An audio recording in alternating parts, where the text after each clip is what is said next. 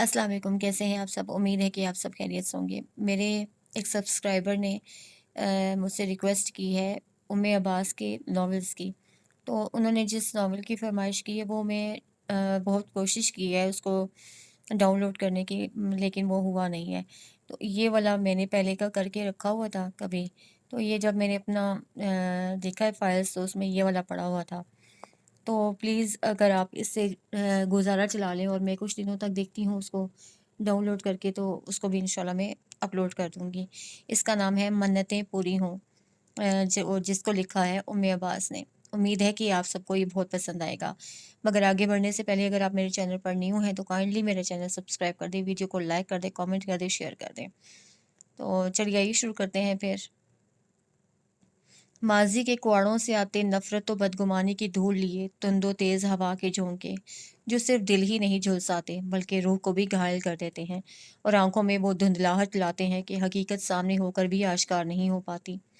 लेकिन मोहब्बत की ठंडी फुहार हर दर्द का दरमां बन जाती है, दिल के ज़ख्म भर जाते हैं, रूह फिर से सैराब होने लगती है और आंखें रुखे यार के दीदार से झिलमिला उठती हैं। मोहब्बत एक नेमत है, उसे हाथ से कभी भी जाने मत दीजिए। हर रूप में मोहब्बतें बाँटिए, ये कहीं गुनाह बढ़ कर आपके पास वापस आएगी, एक ना एक दिन ज़रूर आएगी। मुकम्मल नॉवेल। चाचू, आवाज़ पर मंसूर हयात ने आंखें खोल दरवाजे की जानिब देखा, जहाँ खुले दरवाजे के फ्रेम में वो ऐसादा था। उनको खुशगवार हैरत ने आ लिया। आओ यार, तुम तो इधर का रास्ता ही भूल गए हो। खुशदिली से मुस्कुराते वो बैकग्राउंड से टेक लगाकर बैठ गए। आहिस्ता कदम लेता वो उन तक आया था। अस्सलाम वालेकुम। उनके पास बैठता मुअद्दब अंदाज में सलामती भेजी तो हमेशा की तरह मंसूर साहब ने उसकी पेशानी चूमी थी। वालेकुम अस्सलाम। आज मेरे बेटे को मेरी याद कैसे आ गई? लतीफ़ सा तंज़ उसकी इतने दिनों की गैर हाज़िरी पर करते वो उसका चेहरा देख रहे थे। मैं याद ही रखता हूँ, अलबत्ता आप मुझे भूल गए हैं, तभी तो अपने बीमार होने का भी नहीं बताया। चेहरे पर फ़िक्रमंदी के साथ खफगी के तासुरात सजाए वो शिकवा करता उन्हें मुस्कुराने पर मजबूर कर गया था। बेटा, अब इस उम्र में ये सब तो चलता ही रहता है, तुम लोग वैसे ही बाल की खाल खींचने लगते हो। लहजे में बशाशत का उनसर पैदा करते वो उसका वजीह चेहरा नज़रों के हिसार में लिए नरमी से कह रहे थे। वो जब भी उसे देखते थे उन्हें तैमूर हयात की मौजूदगी का एहसास होता था। लेकिन चाचू, ये तो गलत बात है, अभी भी आपके ऑफिस कॉल की तो पता चला आपकी तबीयत का, वरना आपने तो मुझे यकीनन नहीं बताना था। वो मुसलसल उनके मोबाइल पर कॉल करता रहा था, जो कि ऑफ था। बिलाखिर उसे ऑफिस नंबर पर कॉल करना पड़ी थी, जहाँ से पता चला कि उनका बीपी शूट करने के बायस अस्पताल लेकर जाया जाया गया है। उनका हाथ अपने दोनों हाथों में लिए वो परेशान दिखाई देता था। सामने बिस्तर पर दराज शख्स सिर्फ उसके चचा नहीं थे, उसके इकलौते दोस्त और गमख्वार भी थे। या फिर शायद उसके सब कुछ किस्मत ने उसके कासा में महज यही एक रिश्ता डाला था जो उससे मोहब्बत करता था। मत हुआ करो मेरे लिए इतना परेशान बेटा, इसीलिए नहीं बताया था तुम्हें। उसका गाल थपथपा कर वो मोहब्बत से उसे टोक गए, जो ब्लैक ड्रेस पैंट पर ग्रे शर्ट और हमरंग टाई पहने, माथे पर बिखरे बालों और खूबसूरत घड़ी, चमकती आंखों में तशवीश लिए उन्हें इतना प्यारा लगा कि वो बेसाख्ता उसके चेहरे से नजरें हटा गए, मुबादा उनकी ही नजर न लग जाए। अब मेरी छोड़ो, मैं तो तुम्हें देखते ही भला चंगा हो गया हूँ। अपनी सुनाओ, कहाँ मसरूफ होते हो आजकल? कि चाचू से मिलने का वक्त भी नहीं मिलता। उसका खुद पर से ध्यान हटाने को मौजू बदलते वो मसनूई नाराजगी से कह रहे थे। वो हल्का सा मुस्कुरा दिया था। बस चाचू, इन दिनों काम का लोड थोड़ा ज़्यादा है और फिर इतना थक जाता हूँ कि कहीं आने जाने की हिम्मत ही बाकी नहीं रहती। कहते हुए वो उनसे निगाहें चुरा गया था। वो सर हिला के जानते तो थे उसके यहाँ आने से गुरेज की वजह उसकी ज़ाती मसरूफियत नहीं कुछ हो रही है, मगर फिर भी जैसे दोनों एक दूसरे का भरम रख रहे थे। अच्छा बताओ, क्या पियोगे? मैं हानिया से कहता हूँ, अभी थोड़ी देर पहले नमाज पढ़ने गई है। हानिया बेटा, उसे कहते हुए उन्होंने साथ ही कदरे ऊंची आवाज़ में हानिया को पुकारा था। शाहज़र के दिल की धड़कनें उस नाम से मुंतशिर हुई थी। नहीं चाचू, किसी चीज़ की तलब नहीं है इस वक्त, अभी कुछ देर पहले ही चाय पी कर आया हूँ। उनको मना करता वो उज़र तलाश कर गया। ऐसे, लेकिन ऐसे कैसे? वो कुछ कहना चाह रहे थे, मगर फिर उसकी मुल्तजी आंखों को देख चुप कर गए। फिर कितनी देर वो उनके पास बैठा इधर-उधर की तो कभी हालात हाज़रा की हल्की-फुल्की बातें करता रहा था और उनसे बातों में मशगूल मंसूर हयात को देखकर कोई अंदाज़ा नहीं लगा सकता था कि कुछ देर पहले तक उनकी हालत किस कदर गैर हुई थी। उसकी आमद और कंपनी हमेशा ही उन पर खुशगवार असर डालती थी। ठीक है चाचू, अब इजाज़त दें, अब मैं चलता हूँ। कलाई पर बंधी रिस्ट वॉच पर निगाह दौड़ाई वो जाने का कसद करने लगा तो वो उसे टोक गए। 6:30 بجے بج رہے ہیں بیٹا، رات کا کھانا کھا کر ہی جانا آپ۔ اس کا جواب نفی میں ہی ہوگا، یہ جانتے ہوئے بھی وہ اسے اصرار کر رہے تھے۔ نہیں چاچو، وہ تو اب گھر جا کر ہی دیر سے کہوں گا، ویسے بھی ابھی کافی ٹائم پڑا ہے اور مجھے ایک ضروری کام بھی ہے، تو پھر کبھی صحیح۔ معذرت خواہانہ انداز اپناتے وہ انہیں ٹال گیا تھا۔ منصور حیات نے بڑے بوجھل دل کے ساتھ اس کو جانے کی اجازت دی تھی۔ وہیں بیٹھے ہوئے ہی وہ ان سے بغل گیر ہوا تھا۔ اپنا خیال رکھیے گا، میں پھر آؤں گا انشاءاللہ، اللہ حافظ مسکرا کر کہتا وہ لمبے لمبے ڈگ بھرتا کمرے سے باہر نکل گیا تھا۔ دل ہی دل میں ان کی سلامتی کی دعائیں کرتے وہ اسے جاتا دیکھ گہری سانس بھرتے دوبارہ سے آنکھیں موند گئے تھے۔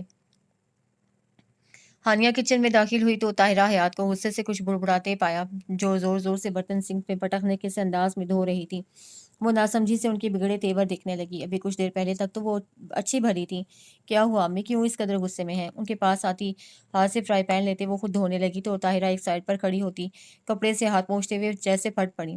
غصہ نہ کروں تو اور کیا کروں، اور کر بھی کیا سکتی ہوں میں؟ تمہارے ابو کو تو ویسے بھی میرا خون جلانے میں مزہ آتا ہے، تبھی تو میرے لاکھ منع کرنے کے باوجود وہ اسے یہاں آنے سے روکتے نہیں ہیں۔ ارے میں پوچھتی ہوں، آتا کیا ہے وہ یہاں لینے؟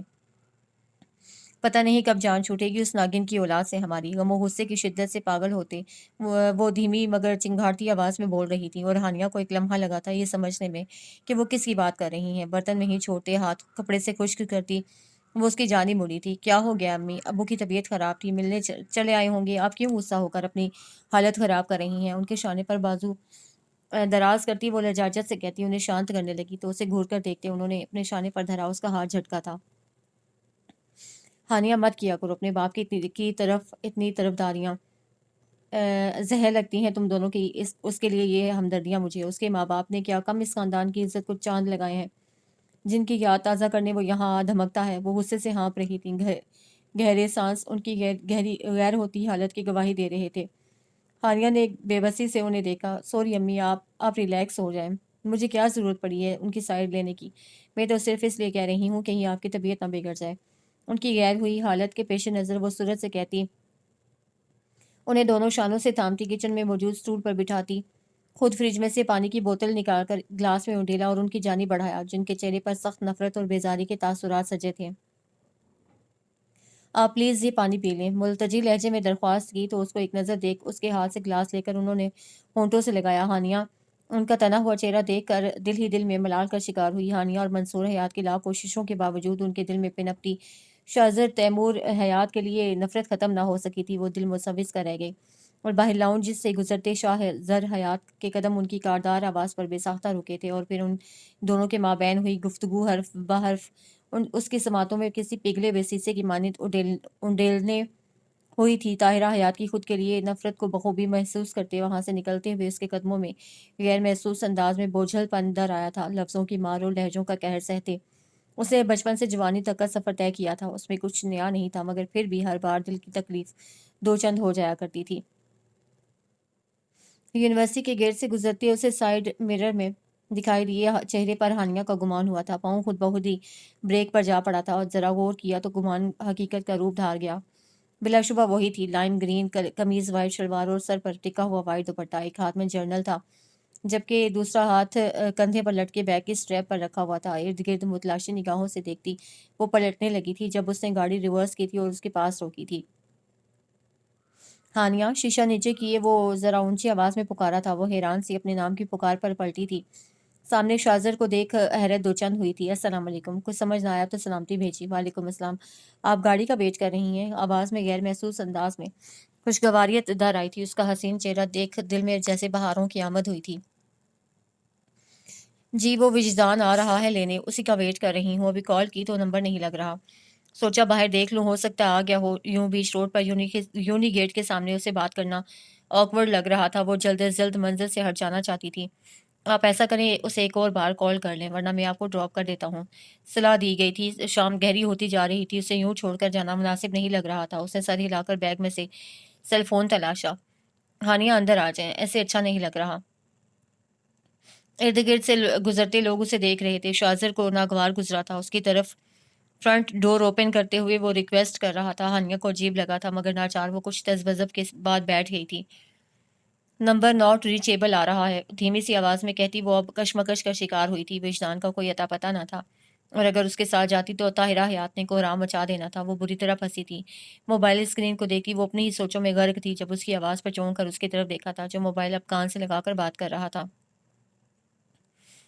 السلام علیکم چاچو۔ دوسری طرف منصور حیات تھے۔ ہانیہ کو یکگنا طمانینت کا احساس ہوا تھا۔ چاچو میں ہانیہ کی یونی کے آگے سے گزر رہا تھا۔ وہ وجدان کا ویٹ کر رہی تھی مگر وہ ابھی آیا نہیں ہے اور نمبر بھی نہیں لگ رہا۔ آپ اجازت دیں تو میں انہیں گھر ڈراپ کر دوں؟ بڑے مؤدب انداز میں وہ آہستگی سے کہہ رہا تھا۔ ہانیہ اس کی آواز کے زیر و بم کو پہلی بار محسوس کر پائی تھی۔ بلا شبہ اس کی آواز بہت مسحور کن تھی، اس کی شخصیت کو مزید نکھارتی تھی۔ جی ٹھیک ہے، اللہ حافظ۔ دوسری طرف سے بات سن کر موبائل کان سے ہٹاتا وہ اس کی طرف متوجہ ہوا تھا۔ چاچو سے بات کر لی ہے، اب تو ڈراپ کر سکتا ہوں نا آپ کو؟ اس کا لب و لہجہ سادگی لیے ہوئے تھا مگر پھر بھی ہانیہ کا چہرہ مارے خفت کے سرخ پڑا تھا تو وہ اس کی دلی کیفیت کا راز پا گیا تھا۔ اف اللہ تعالیٰ، کیا سوچ رہے ہوں گے یہ میرے بارے میں کہ میں ان پر اتنا سا بھی اعتبار نہیں کرتی۔ اس کا دل پل بھر میں موم ہوا تھا، سر اس بات میں ہلایا تھا۔ وہ اشارہ ملتے ہی گاڑی آگے بڑھا گیا تھا جب یکدم ہانیہ کی گود میں رکھا موبائل بجا تھا۔ وجدان کہہ کر اس نے کال اٹھائی تھی۔ شازر کا چمکتا چہرہ یکدم تاریک ہوا تھا۔ السلام علیکم، کہاں رہ گئے ہو؟ جھلاہٹ سے بولی تو شازر کی سماعتیں اسی آواز میں کہیں بھٹک گئیں۔ اچھا ٹھیک ہے، میں گھر جا رہی ہوں، شازر ڈراپ کر دیں گے مجھے؟ آخر تک آتے اس کی آواز نہایت دھیمی ہو گئی تھی۔ اس کے منہ سے اپنا نام سننا اسے مسرور کر گیا تھا۔ وہ اس کی گاڑی خراب ہو گئی ہے۔ موبائل گود میں رکھتے وہ بنا اسے دیکھے مخاطب کیے بولی تھی۔ اس کے چہرے کی رونق بحال ہوئی تھی۔ خوشی سے نہال دل کے ساتھ اس نے گاڑی کی سپیڈ بڑھائی تھی۔ آپ کے ایگزامز ختم ہو گئے؟ کچھ دیر تک خاموشی گونجتی رہی تھی، پھر اس نے ہی بات کا سلسلہ آگے بڑھایا۔ جی آج لاسٹ پریکٹیکل تھا، کہتی وہ باہر دوڑتے درختوں پر نگاہیں جما گئی تھی۔ سر ہلا کر وہ بھی چپ ہو گیا تھا۔ باقی کا پورا راستہ خاموشی کی نظر ہو گیا تھا۔ ان کے درمیان بھلا ایسے مراسم تھے بھی کب کہ بات چیت کی کوئی سبیل نکل پاتی۔ وہ دریا کے دو کنارے جیسے تھے، ایک دوسرے سے دور، کٹے ہوئے دو الگ الگ دنیاؤں کے باسی، مگر پھر بھی نہ جانے کیسے ہانیہ منصور حیات اس کے دل پر قابض بن بیٹھی تھی۔ وہ جانتا تھا وہ کبھی اس کا نصیب نہیں بن سکتی۔ وہ تو دانستہ اسے دیکھتا تک نہ تھا مگر اسے یوں کھڑا دیکھ خود کو روک بھی نہیں پایا تھا۔ دل اس کی اتنی سی ہمسفری پر ہی جی اٹھا تھا۔ منصور آپا کتنی دفعہ کال کر چکی ہیں، آپ پلیز اب فیصلہ کر ہی لیں، انہیں کب بلانا ہے؟ چائے کا کپ ان کی جانب بڑھاتے ہوئے وہ دو ٹوک انداز اپناتی کہہ رہی تھی۔ ارے بیگم، آپ کی آپا ہیں، اس میں فیصلہ کرنے کی کون سی بات ہے، جب چاہیں آئے۔ چائے کا گھونٹ لیتے انہوں نے تو جیسے ناسمجھی کے سارے ریکارڈز توڑ ڈالے تھے۔ طاہرہ نے انہیں شکایتی نظروں سے دیکھا تھا۔ اپنا کپ وہ سامنے میز پر رکھ چکی تھی۔ حد کرتے ہیں آپ بھی، اچھے سے جانتے ہیں آپا کے سلسلے میں آنا چاہتی ہیں، پھر بھی انجان بن رہی ہیں۔ اسی مہینے ابرار آ رہا ہے امریکہ سے، وہ بھی صرف 15 دنوں کے لیے، اور آپ اچھے سے جانتے ہیں آپا کا کیا مطالبہ ہے۔ خفا ہوتی وہ بولی تو آپ کے بال منصور بھی ایک بار سنجیدہ ہوئے۔ اتنی جلدی بھی کیا ہے تمہاری آپا کو؟ بے اختیار وہ کہہ بیٹھے۔ بیٹی تو ہر باپ کے دل کے قریب ہوتی ہے، اور ہانیہ میں تو ویسے بھی ان کی جان بستی تھی۔ اس کے دور جانے کی سوچ ہی دل بےکل کر دیتی تھی۔ جلدی کہاں ہے منصور، ماشاءاللہ منگنی کو 2 سال ہونے کو آئے ہیں۔ ہانیہ کی تعلیم مکمل ہو گئی ہے، اور ابرار وہ بھی کون سا روز پاکستان آتا ہے۔ ٹھہرے ہوئے انداز میں وہ انہیں سمجھا رہی تھی۔ جانتی تھی بیٹی کی رخصتی کا سوچ کر ہی وہ دل چھوڑ بیٹھتے ہیں، مگر کبھی نہ کبھی کرنی تو تھی۔ لیکن اتنی جلدی کیسے ہوگا سب؟ انہیں نئی فکر لاحق ہوئی۔ سب ہو جائے گا، آپ بسم اللہ کریں۔ ان کی نیم رضامندی پر انہوں نے خوش ہوتے ہوئے کہا تھا۔ منصور کچھ نہ بولے، چائے کا سپ لیتے سوچ میں ڈوبے رہے تھے۔ تو پھر میں کل آپا کو آنے کا بول دوں؟ ان کے سبسار پر وہ چونک سے گئے، پھر گہرا سانس بھرتے سر اس بات میں ہلا گئے۔ طاہرہ حیات مسرور سی اپنی چائے کی جانب متوجہ ہوئی تھی۔ وہ اپنے آفس کے کیبن میں بیٹھا کام میں بری طرح غرق تھا جب موبائل کی بھی بچی بے دہانی میں سل اٹھائے نظر جو ہی اسکرین پر جگمگاتے نام پر پڑی تو چہرے پر ایک مہربان سا تبسم امڑ آیا۔ کال ریسیو کرتے بڑے ریلیکس انداز میں کرسی کی پشت سے ٹیک لگاتے اسے سلامتی بھیجی تھی۔ دوسری طرف منصور حیات تھے۔ ہاں بھائی برخوردار، کہاں غائب ہو آج کل؟ سلام کا جواب دیتے وہ اپنے ازلی ہلکے پھلکے انداز میں گویا ہوئے تھے۔ شازر کی بچی چہرے پر مسکراہٹ نے مستقل پڑاؤ ڈالا ہوا تھا۔ ان کے اس گلے میں بھی اپنائیت کی مہک تھی۔ چاچو یار، بتایا تو تھا آپ کو، ان دنوں مصروفیت زیادہ ہے۔ دوستانہ لب و لہجہ اختیار کیا گیا تھا۔ وہ اس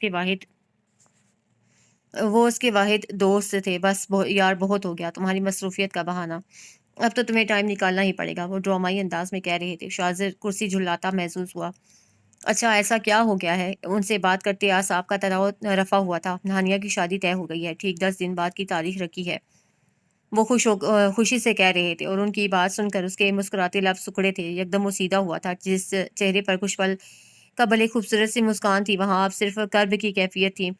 منصور حیات اور بھی بہت کچھ کہہ رہی تھی مگر اس کی سماعتیں سننے سے نکاری تھیں۔ آنکھوں کی جلن میں یکدم اضافہ ہوا تھا۔ بہت مشکل سے خود کو کمپوز کرتے وہ فون کی جانب دوبارہ متوجہ ہوا تھا۔ ذہن بری طرح منتشر ہوا تھا۔ بہت مبارک ہو آپ کو، وہ نہیں جانتا تھا یہ جملہ کہنے کے لیے اسے کہاں سے ہمت مجتمع کی تھی۔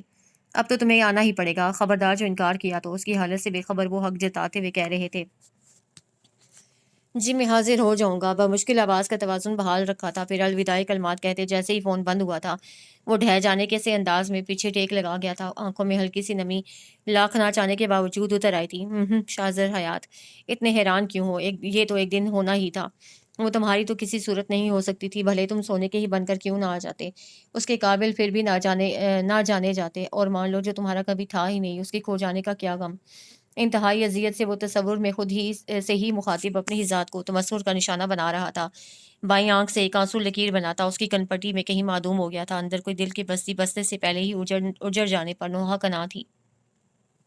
دن تو جیسے پر لگا کر رو رہے تھے۔ آج اس کی مہندی تھی جس کا سارا انتظام گھر کے بڑے سے لان میں ہی کیا گیا تھا۔ حیات ولا میں خوب رونق لگی ہوئی تھی، حسن کی بہار اتری ہوئی تھی تو خوشنما کہکوں سے۔ ایک مدت کے بعد اس گھر کے در و دیوار آشنا ہوئے تھے۔ پورا خاندان اکٹھا تھا ایک ہی چھت تلے۔ لندن سے ان کے بڑے تایا غفور حیات ہمارے فیملی کے آن موجود تھے تو کراچی میں مقیم ان کی اکلوتی پھوپھو بھی اپنے بچوں کے ساتھ پہنچ چکی تھیں۔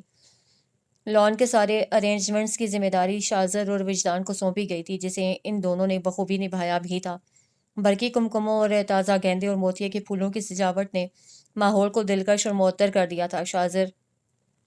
شاذر کام میں بری طرح سے پھنسا ہوا تھا۔ منصور حیات نے اپنی آدھی سے زیادہ ذمہ داری اس کے کندھوں پر ڈال دی تھی، جسے وہ بوجھل ہوئی کیفیت کے باوجود احسن طریقے سے نبھا رہا تھا۔ وقت نے اسے اپنا زخم دل چھپانا اور اس پر مستزاد مسکرانا بھی سکھا دیا تھا، اور اب تو کبھی کبھی اسے خود بھی حیرت ہوتی تھی کس درجہ کمال سے اس کے تاثرات اور ساکنات اس کی دلی کیفیت و احساسات کی نفی کر رہے ہوتے تھے۔ وہ فریب گر بن چکا تھا، دوسروں کے ساتھ ساتھ شاید خود کو بھی دھوکہ دینا سیکھ گیا تھا۔ ابھی بھی وہ بازار سے واپس آیا تھا۔ ہانیہ کے لیے فریش پھولوں کے گجرے اور دیگر پھولوں کے زیورات لانا وجدان کے سپرد تھا، مگر عین وقت پر وہ اسے خود بول کر خود تیار ہونے چل دیا تھا۔ گاڑی سے اترا تو پورش میں ہی غفور حیات کسی سے کال پر مصروف گفتگو تھے۔ ان کے بیوی بچے پہلے آ گئے تھے، جبکہ وہ آج کچھ کاروباری مصروفیات کے باعث تاخیر سے پہنچے تھے۔ انہیں دیکھ کر وہ بھی وہیں کچھ فاصلے پر رک گیا تھا۔ غفور حیات نے ایک سرسری سی نگاہ اس کی جانب کی تھی، پھر اسے یوں ہی نظر انداز کیے فون پر مگن رہے۔ آنکھوں میں نہ تو کوئی اپنائیت جاگی تھی اور نہ ہی چہرے پر پرشفیق تاثر ابھرا تھا۔ وہ سر جھکائے کھڑا رہا تھا یہاں تک کہ وہ فون بند کر چکے تھے۔ السلام علیکم۔ انہیں فرصت ملی دیکھ وہ شائستگی سے بولا تو انہوں نے سپارسی نظریں اس پر ڈالی تھیں۔ وعلیکم السلام، کیسے ہو؟ روکھی سی آواز اور بے تاثر سا لہجہ جس کا وہ عادی ہو چلا تھا۔ نہ تو اس نے اس سے ہاتھ ملایا تھا اور نہ ہی گلے لگایا تھا۔ شاہزر کا دل چھناکے سے ٹوٹا، مگر بنا آواز ٹوٹے دل کی صدا سننے کو دل سے دل کا رابطہ ہونا ضروری ہوتا ہے، جو یہاں مفقود تھا۔ الحمدللہ ٹھیک ہوں، آپ کیسے ہیں؟ سفر بخیر گزرا؟ مؤدب سا کہتا وہ تیمور حیات کی پرچھائی لگتا تھا، مگر پھر بھی حیات ولا کے مکین اس کے لیے دل کشادہ نہیں کر پائے تھے۔ ٹھیک ہوں میں، اور سفر بھی ٹھیک تھا؟ اس پر سے نظریں ہٹائے کہہ کر وہ اب اس کے پاس سے گزرتے اندر کی طرف بڑھ رہے تھے، جب اندرونی دروازے کے فریم میں کھڑے منصور حیات کو دیکھ کر لمحہ بھر کو رکے تھے۔ ان کی آنکھوں میں افسوس اور چہرے پر ان کے رویے کے بدولت تکلیف کے آثار تھے۔ وہ سب جان کر بھی سر جھٹکتے اندر بڑھ گئے۔ منصور حیات نے اس کی پشت کو دیکھا تھا۔ وہ لاکھ کوشش کے باوجود اسے زمانے کے سرد و گرم سے بچانے میں تو کامیاب رہے تھے، مگر اپنوں کی بے حسی اور سرد موری کی سلگتی آگ میں جھلسنے سے بچا نہیں پائے تھے، جس کا انہیں تعمر قلق رہنا تھا۔ وہ اسے ہوئی تکلیف سے بھی بخوبی واقف تھے، اور وہی کرب وہ اس کے وجی چہرے پر دیکھنے کے روادار نہیں تھے۔ تبھی خود کو نارمل کرتے اس کی جانب بڑھے تھے، پیچھے سے اس کے کندھے پر ہاتھ رکھا تو وہ چونکا تھا، اور جب پلٹا تھا چہرے پر سے دکھ و تکلیف کا شائبہ تک نہ تھا۔ ہونٹوں پر دھیمی سی مسکان جلوہ گر تھی۔ وہ محض اپنے خوبرو بھتیجے کو دیکھ کر رہ گئے۔ وہ شاذر حیات ہی کیا جو اپنے غموں کا اشتہار لگاتا پھرے، اپنی اذیتوں میں کسی اور کو شراکت دار بنائے۔ مجھے معاف کر دینا بیٹا، میں تمہارے لیے کچھ نہیں کر پایا، تمہاری ماں کی دی ہوئی قربانی کی لاج بھی نہیں رکھ پایا شاذر، نہ ہی تمہارے باپ کا مان رکھ سکا جو جاتے ہوئے تمہیں میرے سپرد کر گیا تھا۔ ان کی آواز میں دقت طاری ہوئی تھی، اس کا مسکراتا چہرہ انہیں دوہری تکلیف سے دوچار کر گیا تھا۔ ان کی بات پر اس کے لب سکڑے تھے۔ سر نفی میں ہلاتے وہ تڑپ کر ان کے سینے سے لگا تھا۔ ایسے مت کہیں چاچو، آپ نے بہت کچھ کیا ہے میرے لیے، آج میں جو بھی ہوں آپ کی وجہ سے ہوں، آپ میرا سب سے مضبوط سہارا ہے۔ یوں کہہ کر مجھے شرمندہ تو مت کریں پلیز۔ ان کے کندھے پر منہ رکھے وہ محبت بھرے لہجے میں بول رہا تھا۔ منصور حیات کی آنکھوں میں نمی چمکی، وہ خود ٹوٹ پھوٹ کر شکار تھا، مگر ان کا غم غلط کرنے کو ان کی ڈھارس بڑھا رہا تھا۔ انہوں نے شفقت سے اس کی پیٹھ تھپکی۔ آج اس کے ماں باپ ہوتے تو ایسی اولاد پر فخر کرتے۔ متلاشی نظروں سے اسے کسی کو ڈھونڈنا چاہا تھا جو ہانیہ تک اس کا سامان پہنچا دیتا، مگر لیونگ ایریا تو سنسان پڑا تھا۔ سب باہر لان میں اکٹھے ہوئے تھے۔ تیز گانوں کی آواز نے ادھم مچا رکھا تھا۔ ثنا، یہ پلیز ہانیہ کو دے دیں گی؟ سمینا پھپھو کی چھوٹی بیٹی آتی دکھائی دی تو وہ بول اٹھا۔ وہ بس لمحہ بھر ہی رکی تھی اس کے پاس۔ میرے خود کے جھمکے نہیں مل رہے، آپ خود دے آئیں۔ وہ شاید پہلے ہی بگڑے موڈ میں تھی، ناک چڑھا کر کہتی آگے بڑھ گئی تو وہ جزبز ہوتا اب گہرا سانس بھر کر رہ گیا۔ اب ایسی بھی کوئی قیامت نہیں مچی شاذر حیات، بس اس کے روم تک جانا ہے، اسے گجرے دینے ہیں اور غلطی سے بھی اس کی طرف نگاہ کیے بنا واپس آ جانا ہے۔ وہ سر ہلاتا خود کو پٹی پڑھا رہا تھا۔ دل ابھی بھی بے بانی پر اتر آیا تھا۔ دھڑکنیں منتشر ہوتی چلی جا رہی تھی اور ان کی آواز سے خود اپنے کانوں میں آتی محسوس ہو رہی تھی۔ دروازے پر دستک دے کر وہ وہیں کھڑا انتظار کرنے لگا تھا، مگر کوئی باہر نہیں آیا۔ مجبوراً اسے ہی اندر جانا پڑا تھا اور یہیں وہ غلطی کر بیٹھا تھا۔ کچھ دیر پہلے خود کو دیا گیان وہ خود ہی فراموش کر بیٹھا تھا۔ سامنے بیڈ پر نظر پڑی تو پھر پلٹنا بھول گئی تھی۔ سبز گھاگھرے پر ٹی پنک بلاؤز اور سبزی گوٹے کی کناری سے سجا دوپٹہ سر پر لیے وہ ہلکا سا میک اپ کیا آسمان سے اتری ہور لگ رہی تھی۔ دونوں ہاتھوں اور پاؤں پر مہندی کے نقش و نگار ان کی خوبصورتی کو چار چاند لگا رہے تھے۔ گاؤں تکیے سے ٹیک لگائے وہ آرام دہ سی حالت میں بیٹھی شاید مہندی سوکھنے کا ہی انتظار کر رہی تھی۔ اسے دیکھ کر سورج سے سیدھی ہوئی اس کی آمد اس کے لیے بھی غیر متوقع تھی۔ آنکھوں میں حیرت امڑ سی آئی تھی۔ جلد ہی اپنی حیرت پر قابو پاتے اس نے اس کی طرف ایک بے ریا سی مسکراہٹ لیے دیکھا تھا۔ اسے یوں ہی محو سا خود کو دیکھتا پا کر وہ نروس ہوئی تھی، تبھی نظریں چرا کر ادھر ادھر دیکھنے لگی تھی۔ شاذر جیسے ہوش میں آیا تھا، ضدی بچے کی طرح مچلتے دل کو سرزنش کی تھی۔ خود کی اس بے اختیاری پر ملامت نے آن لیا تھا۔ پہلے بھی تو کتنی بار اسے سامنا ہوا تھا، مگر بھولے سے بھی کبھی اس نے اپنا راز دل اس پر عیاں نہ ہونے دیا تھا۔ تو پھر آج جب وہ کسی اور کے نام کی مہندی اپنے ہاتھوں میں سجائے بیٹھی تھی تو کیوں کر اپنا بھرم کھوتا، اس پریوش کے سحر انگیز سراپے سے نظر چراتا، وہ اپنا چہرہ بے تاثر بناتا۔ سامنے دیوار پر نظر جما گیا۔ یہ آپ کے گجرے دینے آیا تھا، ہاتھ آگے کرتا وہ بڑی مشکل سے مستحکم آواز میں کہہ پایا تھا۔ اس کی بات پر ہانیہ نے ایک نظر اسے دیکھا تھا اور پھر اپنے مہندی لگے ہاتھوں کو۔ آپ پلیز انہیں یہاں رکھ دیں، لجاجت بھری آواز میں آہستگی سے کہتی وہ آنکھوں سے بیڈ کی پائنٹی کی طرف کی جانب اشارہ کر رہی تھی۔ ایک سرسری سی نظر اس پر ڈال وہ چلتا ہوا آیا تھا، شاپر وہاں رکھ کر وہ سورج سے پلٹا تھا۔ اس بار اس پر نگاہ کرنے کی غلطی نہیں کی تھی۔ دروازے کے پاس جا کر وہ رکا تھا، بنا پلٹے وہ بولا تھا ہانیہ، اور وہ جو اسے جاتا دیکھ اسی کی جانب متوجہ تھی، بمشکل اس کی مدھم آواز سن پائی تھی۔ زندگی کا یہ نیا سفر آپ کو بہت بہت مبارک ہو، میری دعا ہے آپ ہمیشہ خوش و آباد رہیں، بھاری ہوئی گھمبیر آواز میں کہتا وہ باہر نکلتا چلا گیا تھا اور وہ بند ہوئے دروازے کو دیکھتی رہ گئی۔ اسے باہر لان میں لا کر تازہ پھولوں سے سجے جھولے پر بٹھایا گیا تھا۔ سبھی کزنز اس کے گرد جھمگٹا سا بنائے ہوئے تھے۔ کہکہوں اور ہنسی مذاق کا دور چل رہا تھا اور سب کے درمیان وہ شرمائی سی چاند چہرہ لیے بیٹھی اس کا دل دھڑکا رہی تھی۔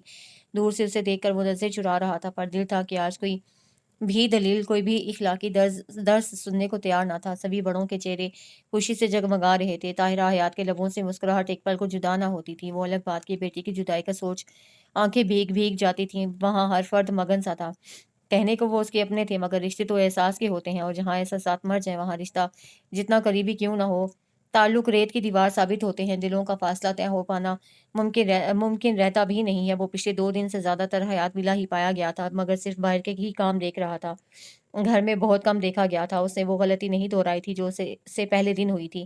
وہ جو ہی حیات ولا میں داخل ہوا تھا، منصور حیات نے اپنی ازلی گرم جوشی سے اس کا استقبال کیا تھا۔ اسے بغل گیر ہوتے وہ اسے لیے اندر کی جانب بڑھے تھے جب راہداری میں انہیں ایک کال آ گئی۔ وہ کال ریسیو کرتے باہر کی طرف دوبارہ مڑ گئے تھے۔ وہ وہیں شدومت سے کھڑا رہ گیا تھا۔ سامنے لیونگ ایریا میں سمینا پھپھو، طاہرہ اور نبیلہ تائی بیٹھی نظر آ رہی تھیں، جو کپڑے پھیلائے مگن سی اس کی آمد سے بے خبر تھیں۔ وہ سوچ ہی رہا تھا کہ واپس پلٹ جائے کہ سمینا پھپھو کی نظر اس پر پڑی تھی۔ وہ ناچار آگے بڑھایا تھا، ان سب کو مشترکہ سلام کیا تھا۔ سمینا پھر کسی حد تک لگاوٹ کا اظہار کیا کرتی تھی، وجہ اس کی تیمور حیات سے حد درجہ مشابہت تھی۔ مگر نبیلہ طائی کا انداز جذبات سے بالکل عاری ہوتا تھا، جیسے وہ کوئی اجنبی ہو، اور طاہرہ حیات ان کے دوست سے نفرت ہی اپنی مثال آپ تھی۔ ان کو طنز کے نشتر اس کا سینہ چھلنی کر دیا کرتے تھے۔ اب کیا یہیں کھڑے رہو گے؟ حال احوال جاننے کے بعد بھی جب وہ وہیں کھڑا رہا تو طاہرہ سے برداشت نہیں ہوا۔ وہ چاچو کا ویٹ کر رہا تھا، ہفت کے مارے اس کی رنگت میں سرخی گھلی تھی۔ کتنی بار کہا ہے میرے سامنے مت آیا کرو، تمہیں دیکھ کر میرا خون کھولنے لگتا ہے، مگر تم بھی بڑی ڈھیٹ مٹی کے بنے ہو، ذرا جو شرم آتی ہو، اور آئے بھی کیوں؟ آخر بے شرم ماں کے بیٹے جو ہو۔ استزائیہ سی ہنسی لبوں پر لیے ہوئے وہ زہر خند انداز میں اس کی عزت نفس کی دھجیاں اڑا گئی تھیں۔ دونوں خواتین بالکل خاموش ان کا چہرہ تک رہی تھیں، اور شاذر اس کا ضبط کے مارے برا حال ہوا تھا۔ آپ مجھے جو مرضی ہے کہہ لیں چچی، مگر میری امی کے بارے میں ایک لفظ مت کہیے گا۔ آنکھیں اب بھی احترام سے جھکی ہوئی تھی، مگر آواز مدھم ہونے کے باوجود تپش لیے ہوئے تھی۔ طاہرہ حیات نے گہری نگاہ سے اس کے تنے ہوئے چہرے کو دیکھا تھا، پھر طنزیہ ہنس دی۔ اچھا، تو بے شرم کو بے شرم نہ کہوں تو کیا کہوں؟ کس کس کا منہ بند کرو گے؟ ایک زمانہ اسے بے شرم و بے حیا کہتا تھا۔ وہ ان تاریک گلیوں کی مکین تھی جہاں عزت دار انسان جانے کا سوچ بھی نہیں سکتا۔ وہ اب بھی اسے اپنے لفظوں کی مار مارنے سے باز نہیں آئی تھی، بڑی رعونت سے اسے بتا رہی تھی۔ ان کے انداز میں تکبر بول رہا تھا جو اللہ کو سخت ناپسند تھا، مگر انسان اکثر بھول جاتا ہے۔ نبیلہ طائی کے لبوں پر بھی تمسخرانہ سا ہلکا سا تبسم تھا۔ وہ خود کو کچھ بھی سخت کہنے سے روکتا ہوا وہاں سے نکل گیا تھا، اور پھر دانستہ اس نے خود کو ان کی نظروں سے اوجھل کر لیا تھا۔ اب بھی وہ سب سے الگ، سب سے بہت دور کھڑا ان کی خوشی سے دمکتے چہرے کو دیکھ رہا تھا۔ کسی کو اس کی کمی محسوس نہیں ہوئی تھی سوائے منصور حیات کے۔ وہ آئے تھے اس کے پاس اور اسے ساتھ چلنے کا کہا تھا، مگر وہ سر درد کا بہانہ بنا کر معذرت کرتا ان سے اجازت طلب کر رہا تھا۔ وہ چاہتے تو نہیں تھے، مگر اس کا ستا ہوا چہرہ اور سرخ ہوئی آنکھیں دیکھ اسے جانے کی اجازت دے دی تھی۔ ان سے ملتا ہوا وہ دانستہ اسٹیج کی جانب دیکھنے سے گریز کرتا وہاں سے نکل آیا تھا۔ گھر واپس آ کر اس نے کپڑے بدلنے کا تردد بھی نہیں کیا تھا، ویسے ہی بستر پر آڑھا ترچھا سا لیٹ گیا تھا۔ وجود پر عجب مزدگی سی چھائی ہوئی تھی۔ نیند ان آنکھوں سے روٹھی ہوئی تھی جیسے، مگر پھر بھی وہ آنکھیں بند کیے پڑا رہا تھا۔ میرج ہال مہمانوں سے بھرا تھا، کچھ مہمان ابھی بھی آ رہے تھے۔ بارات آنے میں کچھ وقت تھا۔ زہرا آپا کی کال آئی تھی۔ منصور حیات، وجدان اور شاذر انٹرنس پر کھڑے تھے جب ایک لڑکی ان کی طرف آتی دکھائی دی۔ سادہ سی جینز اور ٹاپ میں ملبوس دیکھ لگتا نہیں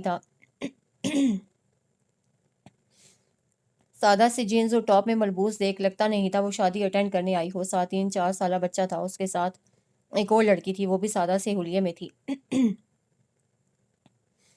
دوسری لڑکی کے اشارہ کرنے پر وہ منصور حیات کی جانب آئی تھی۔ السلام علیکم انکل، آپ برائڈ کے فادر ہیں؟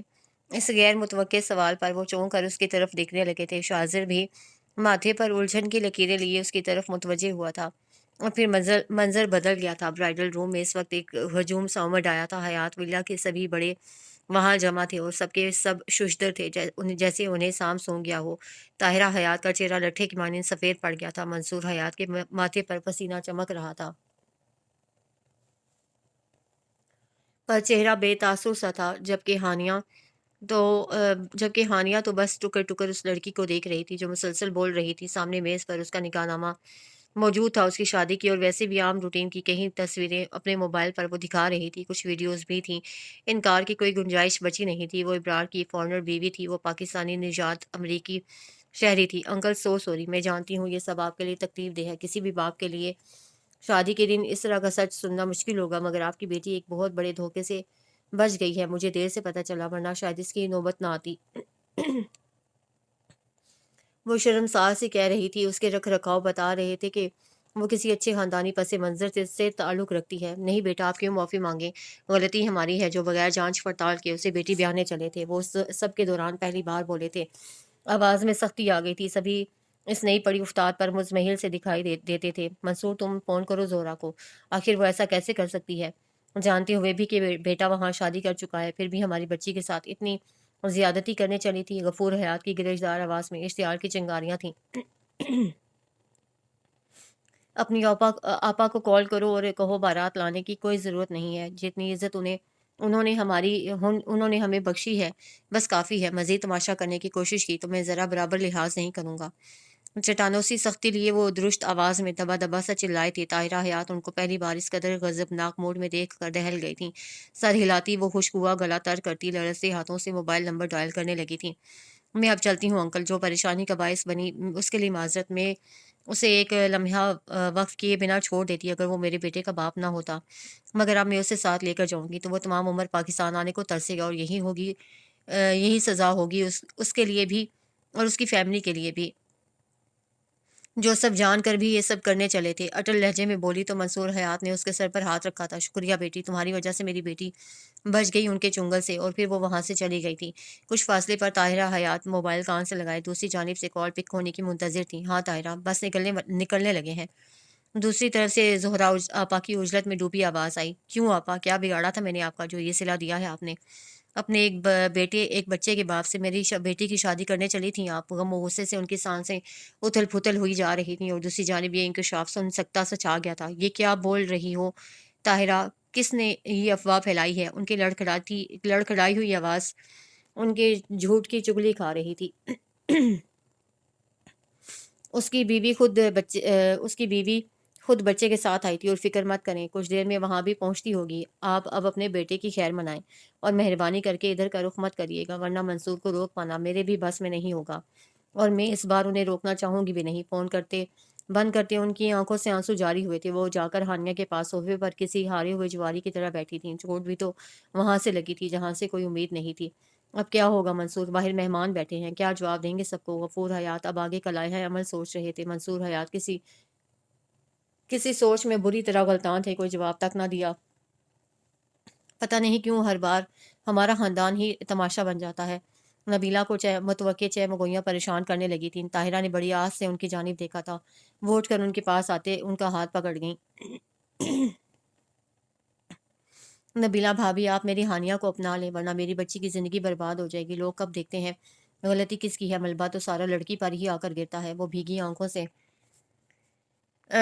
آنکھوں سے محنت کر رہی تھیں۔ اس وقت وہ صرف ایک ماں تھیں۔ نبیلہ نے ایک نظر شوہر کو دیکھا تھا، اور پھر لسانیت سے ان کے ہاتھ سے اپنا ہاتھ نکالا۔ کیسی باتیں کر رہی ہو طاہرہ؟ میرا فہد تو ہانیہ سے بھی 2 سال چھوٹا ہے، اور باہر ملکوں کے بچے کہاں ماں باپ کی مرضی پر شادیاں کرتے ہیں؟ مجبور نظر آتے وہ کہہ کر اپنا پلہ جھاڑ گئی تھی۔ منصور نے بڑے بھائی کی طرف دیکھا تھا، وہ نظریں چرا گئے۔ مزید کچھ بھی کہنا بے سود تھا۔ ہانیہ بس چپ چاپ سب سمجھنے کی کوشش میں پھٹی پھٹی آنکھیں لیے ان سب کو دیکھ اور سن رہی تھی۔ منصور حیات نے اس کے سر پر ہاتھ رکھا تھا، پھر اس کے پاس بیٹھے۔ ہانیہ بچے، اگر میں تمہارے لیے کوئی فیصلہ کروں تو کوئی اعتراض تو نہیں ہوگا تمہیں؟ ان کی نظروں میں کسی فیصلے پر پہنچ جانے کے بعد سکون کی کیفیت رقم تھی۔ وہ ان کو دیکھتی رہ گئی، اور ذرا توقف کے بعد اس نے سر نفی میں ہلا دیا۔ منصور حیات مسکرا دیے۔ جیتی رہو بیٹا۔ اس کی اس قدر فرما برداری نے انہیں مسرور کیا تھا۔ فخریہ نظروں سے نبیلہ اور غفور حیات کو دیکھ کر بنا کچھ کہے بھی وہ بہت کچھ جتا دیا تھا۔ وہ شرمسار سے نظریں چرا گئے۔ اب وہ اٹھ کر طاہرہ حیات تک آئے تھے۔ زہرا آپا کے ہاں رشتہ دینے کی ضد تمہاری تھی، اور میں نے تمہاری خواہش کا مان رکھا تھا۔ اب ہانیہ کے لیے جو فیصلہ میں کروں گا وہ تم مانو گی، اور اس بار میں تمہاری ایک نہیں سنوں گا۔ 2 ٹوک لہجے میں کہتے وہ باہر چلے گئے تھے۔ وہ سر جھکا گئیں، کچھ بولنے لائق رہی بھی کب تھیں، اور پیچھے سب تحیر میں ڈوبے ان کے فیصلے کے بارے میں سوچ رہے تھے۔ وہ اب بھی شوق کی کیفیت میں تھا، جیسے بے یقینی کے زیر اثر ہو یا کسی خواب میں جی رہا تھا۔ اب سے ٹھیک 20 منٹ پہلے اس کا نکاح ہوا تھا، اور ہانیہ منصور اس کے پہلو میں ہانیہ شاذر حیات بنی بیٹھی تھی۔ منصور حیات نے اسے پوچھا نہیں تھا، بلکہ بہت مان سے حق جتاتے ہوئے اسے بتایا تھا وہ اس کا نکاح ہانیہ سے کر رہے ہیں۔ انکار کی گنجائش نہ تو نکلتی تھی، اور نہ ہی اس کا دل اسے اس کی اجازت دے سکتا تھا۔ وائٹ کرتا شلوار پر بلیک واسکوٹ پہن رکھا تھا، جو منصور حیات نے ہی اس کے لیے بنوائے تھے۔ اس کے وجہ چہرے پر کھوئے کھوئے سے تاثرات تھے۔ وہ اتنی جسارت بھی نہ کر سکا تھا کہ اپنے پہلو میں بیٹھی پیچ اینڈ اسکائی بلیو کنٹراسٹ کے بھاری کامدار لہنگے میں سجی ہانیہ کو ایک نظر دیکھ پاتا، جو اب فقط اس کی تھی۔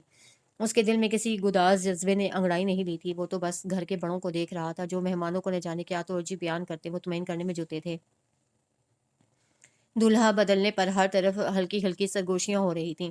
وہ حالی نظروں سے سب کو دیکھ رہا تھا۔ وہ طاہرہ حیات جن کے ہونٹوں سے کل تک مسکراہٹ جدا نہ ہو رہی تھی، اب رنجیدہ سی جھوٹی مسکان لیے ایک طرف بیٹھی ہوئی تھی۔ جو جوان پارٹی جو کل ادھم مچائے ہوئے تھی، ابھی اترے چہروں کے ساتھ ادھر ادھر چلتے پھرتے ہوئے دکھائی دے رہے تھے، اور ان سب چہروں میں صرف ایک چہرہ تھا جس پر سچی خوشی اور اطمینان قلب جھلک رہا تھا۔ وہ تھے منصور حیات۔ ان کی تو جیسے کوئی دیرینہ خواہش پایا تکمیل کو پہنچی تھی۔ وہ کسی سے بات کر رہے تھے، جب ان کی نظریں خود پر جمی محسوس کر کے اس کی جانب دیکھا تھا، اور پھر خوش دلی سے مسکرا دیے۔ جواب میں ایک پھیکی سی مسکان نے اس کے چہرے کا طواف بھی کیا تھا۔ گاڑی ڈرائیو کرتے وہ گاہے بگاہے اس پر بھی نگاہ ڈال رہا تھا، جس کی سوں سوں کی آواز اور کہیں کہیں کہیں دبی دبی سی ہچکیاں اسے ڈسٹرب کر رہی تھیں۔ پہلے سے الجھا ذہن مزید منتشر ہونے لگا تھا۔ رخصتی کے وقت اس کے دھواں دھار ہونے سے اسے کچھ اور ہی مطلب اخذ کیا تھا، اور اس وقت بھی اس کا ذہن غلط ٹریک پر ہی چل رہا تھا۔ گاڑی کی سپیڈ تھوڑی اور بڑھا کر اس اندر کے بڑھتے اضطراب کو کم کرنے کی صحیح کی گئی تھی۔ پوش میں آ کر گاڑی رکی تھی۔ وہ سورج سے باہر نکلا اور دوسری جانب آ کر اس کی طرف کا ڈور کھولے منتظر کھڑا تھا۔ وہ چہرہ صاف کرتی، ایک نگاہ اس کے سپاٹ ہوئے چہرے پر ڈالتی، لہنگا سنبھالتی آہستگی سے باہر نکلی تھی۔ وہ اس کی طرف دیکھنے سے اجتناب برت رہا تھا۔ وہ اس کی پیروی میں آگے بڑھ رہی تھی۔ باہر پوش میں لائٹ جل رہی تھی، مگر اندر گپ اندھیرے کا راج تھا، بالکل اپنے مکین کے دل کی طرح۔ ساتھ ساتھ لائٹس روشن کرتا ہوا وہ آگے بڑھ رہا تھا۔ اس نے ایک بار بھی پیچھے مڑ کر اسے نہیں دیکھا تھا، جو بھاری کامدار لہنگے میں بمشکل بنا سہارے کے چل رہی تھی۔ نگاہیں اس گھر کے در و دیوار کو تک رہی تھیں، جو اس کے سگے تایا کا گھر تھا، مگر اپنی 22 سالہ زندگی میں وہ کبھی ادھر نہیں آئی تھی۔ سیڑھیاں چڑھتے اب وہ ایک کمرے میں داخل ہوا تھا۔ وہ اس کی میت میں داخل ہوئی تو اس نے دیوار پر ہاتھ مارا۔ سارا کمرہ یکدم روشنی میں نہا گیا تھا۔ اب وہ اے سی کی طرف متوجہ ہوا تھا۔ کولنگ سیٹ کی گئی تھی۔ بنا اس پر نظر غلط کیے وہ انہیں قدموں واپس ہو لیا تھا۔ ہانیہ نے گردن گھما کر اس کی چوڑی پشت کو دیکھا تھا۔ وہ ہونک سی بنی وہاں کھڑی تھی، کچھ دیر اس کی واپسی کا انتظار کرتی، آخر تھک کر آگے بڑھی اور بیڈ کے کنارے پر بیٹھتی چلی گئی۔ صبح سے ہوئے پے در پہ واقعات ذہن کی اسکرین پر کسی فلم کی مانند چل رہے تھے۔ سب کچھ اتنا اچانک اور غیر متوقع تھا کہ وہ ٹھیک سے حیران بھی نہیں ہو پائی تھی۔ وہاں بیٹھے اسے 2 گھنٹے ہونے کو آئے تھے، مگر وہ جو گیا تھا تو پلٹنا بھول گیا تھا، اور شاید وہ پلٹنے کا روادار بھی نہ تھا۔ اس انتظار کو بے سود جان وہ اٹھی تھی۔ کمر تو پہلی تختہ مشق بنی ہوئی تھی، اب تو پورا وجود جیسے تھکن سے چور تھا۔ اوپر سے بے وقتی کا احساس رگ و پے میں مجدگی کی لہر دوڑا گیا تھا۔ اٹھ کر سنگھار میز کے سامنے کھڑے ہوتے اسے اپنے ہوش ربا سراپے پر ایک نظر دوڑائی تھی۔ بے شک وہ بہت خوبصورت لگ رہی تھی۔ مسلسل رونے سے آنکھوں میں اترا گلابی پن ان نینوں کو اور بھی قاتل بنا رہا تھا۔ بے اختیار وہ سبھی جملے یاد آئے جو اس کو دیکھ کر اس کی فرینڈز اور کزنز نے ابرار کا حوالہ دے کر اسے چھیڑنے کی غرض سے کہے تھے۔ انسان کیا سوچ کر بیٹھا ہوتا ہے اور قدرت کیا فیصلہ کیے ہوتی ہے، اس کا اندازہ ان چند گھنٹوں میں حیات ولا کے مکینوں کو اچھے سے ہو گیا تھا۔ اپنے زیورات اتار کر اس نے احتیاط سے دوپٹے کی پنیں نکالی تھیں۔ اس سے فراغت کے بعد اس نے کمرے میں واش روم کے لیے نگاہ دوڑائی تھی۔ وہاں جا کر چہرہ اچھے سے میک اپ سے مبرہ کرتی وہ واپس آئی تھی۔ کپڑے تو تھے نہیں کہ چینج کرتی، لہٰذا انہی کپڑوں میں ہی آ کر بیڈ پر دراز ہوتے کمبل اوڑھا تھا اور سونے کے لیے آنکھیں موند لیں۔ وہ دن بھر کی ذہنی اور جسمانی تھکن کا جس حد تک شکار تھی، سونے کے لیے زیادہ محنت کرنی بھی نہیں پڑی تھی۔ جلد ہی نیند کی آغوش میں جاتی وہ ہوش و خیرت سے بیگانہ ہوتی چلی گئی۔ دور کہیں سے فجر کی اذان کی آواز آئی تو وہ جیسے ہڑبڑا کر کچی سی نیند سے بیدار ہوا تھا۔ ساری رات ٹیرس پر ٹہل کر گزارنے کے بعد کچھ دیر پہلے ہی وہ وہاں موجود کرسی پر نیم دراز سی حالت میں بیٹھا تھا۔ جو کچھ بھی آج ہوا تھا وہ اس کے لیے ناقابل یقین ہونے کے ساتھ ساتھ ناقابل قبول بھی تھا۔ ذہن ہزار دلیلیں دے رہا تھا جو اس کے دل پر کاری ضرب کی مانند لگ رہی تھیں۔ اگر آج جو سب کچھ ہوا وہ نہ ہوتا تو کیا اسے ہانیہ حیات کے لیے قابل اعتنا سمجھا جاتا؟ حیات ولا کے مکین اسے داماد کے روپ میں قبول کرتے؟ اس کا جواب تھا نہیں۔ وہ اسے بیٹے کے روپ میں آج تک قبول نہ کر پائے تھے تو اس نے رشتے کا کیسے اعزاز بخشتے؟ بحالت مجبوری وہ کچھ کر نہیں پائے تھے، مگر وہ جانتا تھا اس کی حیثیت ان کے دلوں میں رتی برابر بھی تبدیل نہیں ہوئی تھی۔ یہ ایک مجبوری میں لیا گیا فیصلہ تھا، اپنی عزت بچانے کو اٹھایا گیا قدم، جس سے کوئی بھی دلی طور پر خوش نہیں تھا۔ اور ہانیہ، اس نے تو کبھی اس سے بات تک نہ کی تھی، اب زبردستی کا شور بنا کر اسے اس کے سر پر مسلط کر دیا گیا تھا۔ مگر یہ اسے کسی طور گوارا نہیں تھا۔ وہ تو ایک عرصہ ہوا حیات خاندان کی خود سے نفرت محسوس کر کے خود کو ان سے بھی دور کر گیا تھا، پھر اس پر کیسے اب اجارہ داری قائم کر لیتا، یہ جان کر بھی کہ اس کے دل میں اس کے لیے محسوسات تو دور کی بات ہے، شاید عزت بھی نہیں ہے۔ تبھی تو پورا راستہ وہ خود پر آئی اس ناگہانی آفت پر گریہ وزاری کرتی آئی تھی۔ وہ اسے محبت تو کرتا تھا، مگر اپنی عزت نفس سے زیادہ نہیں۔ وہ اسے دھتکارے یا بحالت مجبوری اپنے گلے میں پڑے تو کی مانند سمجھوتا کرے، دونوں صورتیں ہی ناقابل برداشت تھیں۔ اس کے خاندان کی نظر میں ہو نہ ہو، اس کی اپنی نظر میں اس کی بہت عزت تھی، جو اسے اس کی جانب کوئی بھی پیش قدمی کرنے سے روک رہی تھی۔ جس سے محبت ہو اس کی دھتکار سہنا بھلا آسان کب ہوتا ہے؟ وہ اٹھ کر کمرے کی جانب بڑھا تھا، پورا وجود اکڑن و تھکن کی آماج کا بنا ہوا تھا۔ اس وقت ایک پرسکون نیند کی اسے اشد ضرورت تھی۔ बेड पर सोए वजूद को देख एक पल के लिए वो साकित हुआ था। वो पूरी तरह से कंबल में लिपटी आंखों पर एक बाजू रखे सो रही थी। आगे बढ़कर वार्डरोब से कपड़े निकालकर शॉवर लिया था, फिर वापस कमरे में आकर नमाज अदा की थी, जिसके बाद आसाब जरा सुकून की हालत में आए थे। बिस्तर की जानिब बढ़ने से पहले लाइट बंद करते जीरो बल्ब रोशन किया गया था। मलगजी अंधेरे में वो बेड की एक जानिब सुकड़ कर सोई नजर आ रही थी, दूसरी जानिब दराज होते उसकी तरफ पुश्त की गई थी। कंबल चूंकि उस पर था तो वो बिना कंबल के ही पड़ा रहा। आंखें बंद करते उसने हर सोच को जहन से झटक देना चाहा। कुछ ही देर में वो नींद की वादी में उतर चुका था। सोते हुए भी बेचैनी और इज़्तिराब उसके चेहरे का अहाता किए हुए थे। सुबह 9 के करीब उसकी आंख खुली थी। पहले तो गैर मानूस माहौल को पहचानने में कुछ वक्त लगा था, फिर जैसे जैसे जहन बेदार हुआ तो शोर के दरीचे भी खुलते चले गए। जरा सर मोड़ कर किसी और की मौजूदगी का एहसास चाहा था, और फिर नज़र उस चेहरे पर ठहर गई थी जो कल तक सदियों के फासले पर था और आज इतना करीब था कि हाथ भर की दूरी थी। ये उसके लिए भी अनहोनी ही थी। बगौर उसका चेहरा देखा जो चित लेटा हुआ था। रूम में एसी की वजह से खुनकी सी थी और वो बिना कंबल के पड़ा था। शायद वो मौसमों से भी बेपरवाह हो गया था। उसे हमेशा उससे हमदर्दी रही थी। मंसूर हयात की उसके लिए मोहब्बत से पूरा हयात खानदान वाकिफ था। अपने बाप की देखा देखी वो भी कभी उससे नफरत नहीं कर सकी थी, मगर ये भी सच है कि माँ की दिल आज़ारी ना हो उस वजह से कभी उससे कोई ताल्लुक वास्ता रखना तो दरकिनार बात तक ना की थी। और अब जब हर किसी ने उनको बुरे वक्त में अकेला छोड़कर अपना पल्ला झाड़ लिया था तो वो सामने आया था, हाथ थाम कर इस मंझधार से बाहर भी निकाल लिया लाया था जिसे उन्होंने हमेशा ठुकराया ही था, जिसकी ज़ात को पिसपा किया गया, जिसे खानदान में कबूल ही नहीं किया गया। तो क्या ये भी कुदरत का इंसाफ नहीं था इन ज़मीनी खुदाओं के लिए जो ज़रा सी बरतरी पर दूसरे को नीचा दिखाने में जुट जाते हैं।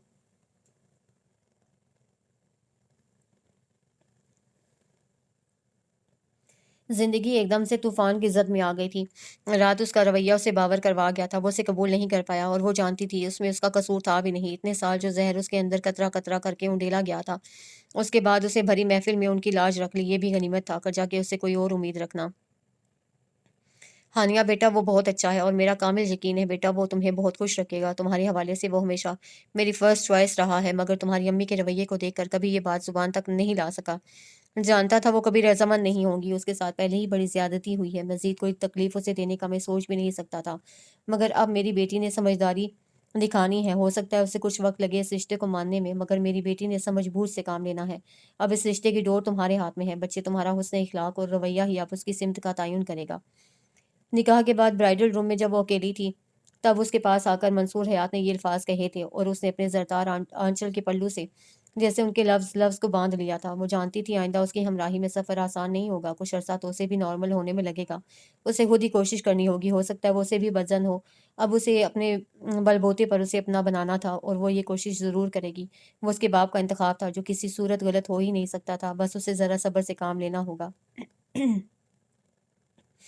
वो फितरतन सुलझुल तबीयत की थी, आजिज़ और बेज़र्र सी। हालात के मुताबिक खुद को जल्दी ढाल लेने वाली, कभी हार ना मानकर आगे बढ़ने वाली। अब उसकी यही ख़ुसूसियात ही उसका इस सफ़र में ज़्यादा राह साबित होने वाली थीं। आहिस्तगी से उठकर वो वॉशरूम गई थी। कुछ देर बाद गीले चेहरे के साथ बाहर आई तो अब की बार वो करवट के बल सो रहा था। कुछ सोचकर वो उस तक आई थी और एहतियात से पास पड़ा कंबल उसके लंबे चौड़े वजूद पर डाला था। पलटते हुए बेड साइड टेबल पर धरे फ़ोटो फ्रेम ने उसकी तवज्जो अपनी जानिब खींची थी। बिलाशुबा वो बहुत खूबसूरत थी। बिलाशुबा वो बहुत खूबसूरत थीं। तैमूर हयात उनके दीवाने हुए दुनिया से टक्कर ले गए थे, तो उसमें कुछ मुज़ायका नहीं था। वो थीं ही इस काबिल कि उन्हें चाहा जाए और इस चेहरे पर सजा नूर उनकी मासूमियत और पाकीज़गी का गवाह था। तैमूर हयात जिसे वजाहत का शाहकार कहा जाता था, उनके पहलू में खड़ी वो चाँद से रोशन चेहरे के साथ मुस्कुरा रही थीं और उनकी चमकती बड़ी-बड़ी बादामी हैयत की आँखें इस मुस्कुराहट का साथ खूब दे रही थीं। बेख्तियार उसकी निगाह बेड पर सोए वजूद पर गई थी। उसकी बंद आंखें भी तो ऐसी ही थीं, साहिर सी मकनातीसी कशिश रखने वाली। उसने बाकी सभी नकूश तैमूर हयात से चुराए थे, मगर वो आंखें महर हयात की सी थीं। आराम से वो तस्वीर वापस रखी थी और खुद आकर सोफे पर बैठ गई। वो अभी तक ब्राइडल ड्रेस में मलबूस थी, पिछले 15 घंटों से इस भारी कामदार जोड़े को पहने हुई थी और अब उसे शदीद उलझन होने लगी थी। मगर नाचार उसे अभी इंतजार करना था शाज़र के उठने का, क्योंकि उसका सूटकेस वो रात गाड़ी से निकाल कर लाया ही नहीं था। मगर उसे ज़्यादा इंतज़ार नहीं करना पड़ा था। आधा घंटा ही उसे वहाँ बैठे गुज़रा होगा जब उसके साकित वजूद में जुंबिश हुई थी और साथ ही उसे अपनी मुंदी-मुंदी आँखें खोली थी। सामने ही सोफ़े पर बैठी हानिया को देखकर उसकी सारी नींद लम्हे के हज़ारवें हिस्से में उड़न छू हुई थी और वो सूरत से उठकर बैठा था। हानिया जो उसे बड़ी महवियत से देख रही थी, उसे यूँ उठता देखकर जिस-विस होती इधर-उधर देखने लगी थी। ज़रा तवक्कुफ़ से वो उठा था, वार्डरोब से कपड़े निकालकर वॉशरूम में बंद हो गया। हानिया ने रूहान सी होकर वॉशरूम के बंद दरवाजे को देखा था तो अभी भी इंतजार बाकी था। 20 मिनट के बाद जब वो बाहर आया तो उसने शुक्र का सांस लिया था। सोफे से उठकर अब वो अल्फाज तरतीब दे रही थी उसे मुखातिब करने के लिए। वो कोई दब्बू किस्म की लड़की हरगिज़ नहीं थी, बहुत पुरएतमाद सी थी, मगर इस वक्त शदीद नर्वस लग रही थी। ड्रेसिंग टेबल के आगे खड़ा बाल बनाता वो आईने में नजर आते उसके अक्स को देख रहा था, जो नजरें हाथों में पर जमाए उंगलियां मरोड़ रही थी। खुद पर परफ्यूम स्प्रे करता वो उसकी जानिब घूमा था। वो अभी तक लहंगे में घूम रही थी। उसे ताज्जुब हुआ था। आपने चेंज नहीं किया अभी तक? उनकी अज़दवाजी ज़िंदगी का पहला जुमला जो हानिया ने उसके मुंह से सुना था। वो चौंक कर चेहरा उठाए उसे देखने लगी, जो हैरत ज़दा सा इस्तफसार कर रहा था। मेरा सूटकेस गाड़ी में है, ठहरी हुई मुतवाज़न आवाज़ में जवाब आया था, और शाज़र को पहली बार अपनी गफलत का एहसास हुआ था। बेख्तियार उसने हाथ से माथे को छुआ था। आई एम सॉरी, मेरा ध्यान ही नहीं गया उसकी तरफ। मैं अभी लेकर आता हूँ। शर्मिंदगी से बोलता वो जल्दी से बाहर निकल गया था। कुछ देर बाद वो बमाए उसके सामान की वापस आन मौजूद था। लीजिए, अब आप चेंज कर लें, मैं नाश्ते का बंदोबस्त करता हूँ। सूटकेस उसके आगे रखते वो फिर से गायब हो गया था। उसके जाते ही उसे नीचे बैठकर अपने सामान में से एक खूबसूरत सी ग्रीन फ्रॉक मुंतखब की थी और जल्दी से वॉशरूम की जानिब दौड़ लगाई थी। शॉवर लेकर ड्रेस चेंज करती वो मगन सी बाहर आई थी। अब कदरे बेहतर महसूस हो रहा था। टॉवल स्टैंड पर तौलिया फैलाकर वो मुड़ी थी। सोफे पर ही वो बैठा मोबाइल पर मसरूफ था। उसकी जानिब एक निगाह करके वापस झुका ली गई थी। कमर तक आते खुले नम बाल और रोशन चमकता चेहरा इस वक्त कुछ और भी शादाब लग रहा था। दुपट्टा अच्छे से फैलाए हुए वो आगे बढ़ी थी। नाश्ता करने मंसूर चाचू की कॉल आई थी। वो लोग आ रहे हैं कुछ देर में। कॉफ़ी का सिप लेता वो सरसरी सी निगाह उस पर डालकर फिर से फ़ोन पर बिजी हो चुका था। हानिया ने सर हिलाकर सामने टेबल पर रखी ट्रे को देखा। फ्राई एग, टोस्ट, मायोनीज और चाय। उसकी भूख चमक उठी थी। कल दोपहर से अब तक हलक से सिवाय पानी के कुछ ना उतरा था। एक नज़र सोफे पर डाली थी जहां वो भी बैठा था। कुछ देर उलझन का शिकार होते बिलाखिर वो ट्रे उठाकर बेड पर आ गई थी। टांगे नीचे लटकाए तिरछी सी बैठती ट्रे सामने रखकर वो नाश्ते में मशगूल हो चुकी थी। इस बात से बेखबर के उसके इस इकदाम को शाज़र ने किन अँखियों से देखा था। उसे हयात विला आए हुए 1 हफ्ता हो चुका था। इतने अरसे में समीना फूफो और गफूर ताया वापस जा चुके थे। ताहिरा हयात की चुप अभी तक नहीं टूटी थी, लेकिन मंसूर हयात मुतमईन दिखाई देते थे। हानिया के चेहरे पर ढूंढने से भी कोई मलाल नजर नहीं आता था, जिसमें उनके इत्मीनान में और इजाफा कर दिया था। शादी के अगले दिन शाजिर ऑफिस वर्क के सिलसिले में कराची गया था। उसकी अभी तक वापसी नहीं हुई थी। उसका शेड्यूल क्योंकि पहले से तयशुदा था, अब ऐन वक्त पर कोई तब्दीली नहीं की जा सकती थी। मंसूर हयात से उसने इजाज़त तलब की थी और उसकी मजबूरी को समझते हुए उन्होंने भी बखुशी उसे रवानगी का इंदिया दे दिया था। इस वक्त वो लाउंज में बैठी बेध्यानी से चैनल सर्च कर रही थी जब मंसूर हयात वहाँ आए थे और साथ वाले सोफे पर विराजमान होकर उससे आवाज़ दी थी। अपने ही ख्यालों में मगन पहले तो वो चौंकी, उन्हें देखकर मुस्कुरा दी। तुम्हारा कांटेक्ट हुआ शाजिर से? कब वापसी है उसकी? बराह रास्त उसकी जानिब देखकर पूछने लगे तो हानिया गड़बड़ा गई। उन्हें क्या बताती कि गुजरे दिनों में उसकी एक बार भी उससे बात नहीं हो पाई थी। उसके पास तो अभी तक उसका नंबर ही मौजूद नहीं था। पता नहीं अब्बू, मेरी उस इस बारे में उनसे बात नहीं हुई। गोल-मोल सा जवाब देकर जैसे उसने अपना भरम रखा था। मंसूर हयात ने भी जैसे समझते हुए ज़्यादा कुरेद नहीं रहे थे। चलो भई, अभी साहबज़ादे की खबर लेते हैं ज़रा। हल्के-फुल्के से अंदाज में बोलते वो जेब से मोबाइल निकालने लगे। अगले चंद लम्हों में वो वाक़ई ही उससे बात कर रहे थे। हानिया का दिल तो जैसे उसके कानों में धड़क रहा था। उसे ये भी खदशा था कहीं बातों-बातों में उसके कुछ देर पहले बोले झूठ का पोल ना खुल जाए। घबराहट के मारे उसे ये भी नहीं सुनाई दिया था कि दोनों के माबैन क्या बातचीत हुई। कुछ देर के बाद जब वो अलविदाई कलमात कहते, उसकी जानिब मुड़े तो बड़ी मुश्किल से खुद को पुरसुकून ज़ाहिर करती वो उन्हें देखने लगी। अपनी जानिब से कोई नई परेशानी वो उन्हें देने की रवादार हरगिज़ ना थी। वो भी इस सूरत में जब उनकी बेपनाह उम्मीदें शाज़र से जुड़ी थीं। कल शाम तक वापसी है इंशाल्लाह, सरसरी से अंदाज में बताते वो मोबाइल जेब में रख रहे थे। फिर सीधे होकर बैठे। हानिया बेटा, किसी भी रिश्ते को समझने और उसको मजबूत करने के में बाहिमी बातचीत का होना बहुत ज़रूरी है। एक दूसरे की छोटी-छोटी बातों को मान देना, कभी-कभार हक दावे के साथ एक दूसरे के मामलात में छोटी-मोटी दखल अंदाज़ी रिश्तों का हुस्न बढ़ाती है, और अगर रिश्ता करीबी हो तो सामने वाले की पहल का ही इंतज़ार नहीं करना चाहिए। थोड़ा-सा झुक के खुद से कोशिश करने से अगर नताइज अच्छे निकले तो घाटे का सौदा ये भी नहीं। चेहरे पर मेहरबान सी मुस्कान और लफ्ज़ों में मतानत, वो किसी मुखलिस दोस्त की तरह उसे ढके छुपे अल्फाज में बहुत कुछ समझा रहे थे, और वो इन लफ्ज़ों में छुपे मफ़हूम को अच्छे से समझते हुए सर हिला गई थी। क्या आ रहा है टीवी पर? बहुत उम्दगी से बात बदलते अब वो सामने स्क्रीन को देख रहे थे, और फिर दोनों टीवी की जानिब मुतवज्जे साथ में वो डॉक्यूमेंट्री फ़िल्म देखने लगे थे। साथ-साथ बातों का सिलसिला भी जारी और सारी था। امی میں کچھ ہیلپ کروں؟ وہ جب سے آئی تھی طاہرہ نے اسے کسی کام کو ہاتھ تک نہ لگانے دیا تھا۔ ابھی بھی وہ بور ہوتی کچن میں آئی تھی۔ وہ شام کے کھانے کی تیاری کر رہی تھی۔ نہیں بیٹا بس ہو گیا ہے، تم رہنے دو، ویسے بھی کچھ دیر کی بات ہے، پھر تو تم چلی ہی جاؤ گی۔ نظریں چراتے وہ بولی تو آواز میں وہ پہلے والا روب و دبدبا مفقود تھا۔ ہانیہ سمجھ رہی تھی پچھلے ایک ہفتے میں وہ کوئی 1000 بار اس سے معافی مانگ چکی تھی۔ اسے افسوس ہوا تھا ان کی اس حالت پر۔ ان کو دونوں شانوں سے تھام کر اپنی جانب رخ کرتے وہ ان کا ہاتھ تھام چکی تھی۔ امی پلیز اس طرح تو نہ کریں، آپ کو ایسے دیکھ کر مجھے تکلیف ہو رہی ہے، اس میں آپ کا کوئی قصور نہیں ہے، جو ہوا سب نصیب میں ایسے ہی ہونا لکھا تھا، پھر آپ خود کو اذیت دے رہی ہیں۔ اس کی آواز رند گئی تھی۔ اسے ماں کو ہمیشہ مضبوط اور سر اٹھائے ہی دیکھا تھا، اب یہ شکست پائی اسے کسی نشتر کی طرح لگ رہی تھی۔ طاہرہ حیات کی آنکھیں چھلک اٹھیں۔ میرا قصور یہ ہے ہانیہ کہ میں نے زہرہ آپا پر بھروسہ کیا اور انہوں نے میری بہن ہو کر بھی میری اولاد کے لیے اتنا غلط سوچا۔ چلو اگر ابرار نے چھپ چھپا کر سب کیا ہوتا تو میں مان لیتی ان کی غلطی نہیں ہے، مگر وہ تو سب جان کر بھی تمہیں اس سزا میں دھکیل رہی تھی۔ انہیں ایک بار بھی میرا خیال نہیں آیا کیا وہ سالوں پہلے ہوئی خود کے ساتھ زیادتی کا یوں بدلہ لینا چاہ رہی تھی؟ مگر تمہیں کیوں چنا بیٹا؟ تم تو میری بیٹی تھی نا۔ انہیں ایک بار بھی احساس نہیں ہوا کہ ان کی خاطر میں نے کیا کچھ نہیں کیا؟ ہر بار منصور کے سامنے ڈٹ گئی میں، شاذر کو کبھی اپنایا تک نہیں، اور انہوں نے ہی مجھے یہ صلہ دیا۔ ٹوٹی ہاری سی طاہرہ حیات کے دل کا غبار آج باہر نکل ہی آیا تھا۔ وہ رو رہی تھی اور انہیں یوں پسپا ہوئی حالت میں دیکھنا ہانیہ کے لیے مشکل ترین تھا۔ انہیں اپنے گلے لگاتی وہ ان کی پشت کو سہلاتی دلاسا دے رہی تھی۔ اب بس امی پلیز روئیں تو مت، دیکھیں کچھ برا ہوا تو نہیں نا، اللہ پاک نے وقت رہتے سب ٹھیک کر دیا۔ مدھم آواز میں وہ انہیں سمجھا رہی تھی۔ بہت دیر بعد رو کر دل کا بوجھ ہلکا ہوا تو اسے الگ ہوتے پلو سے اپنا چہرہ صاف کیا تھا۔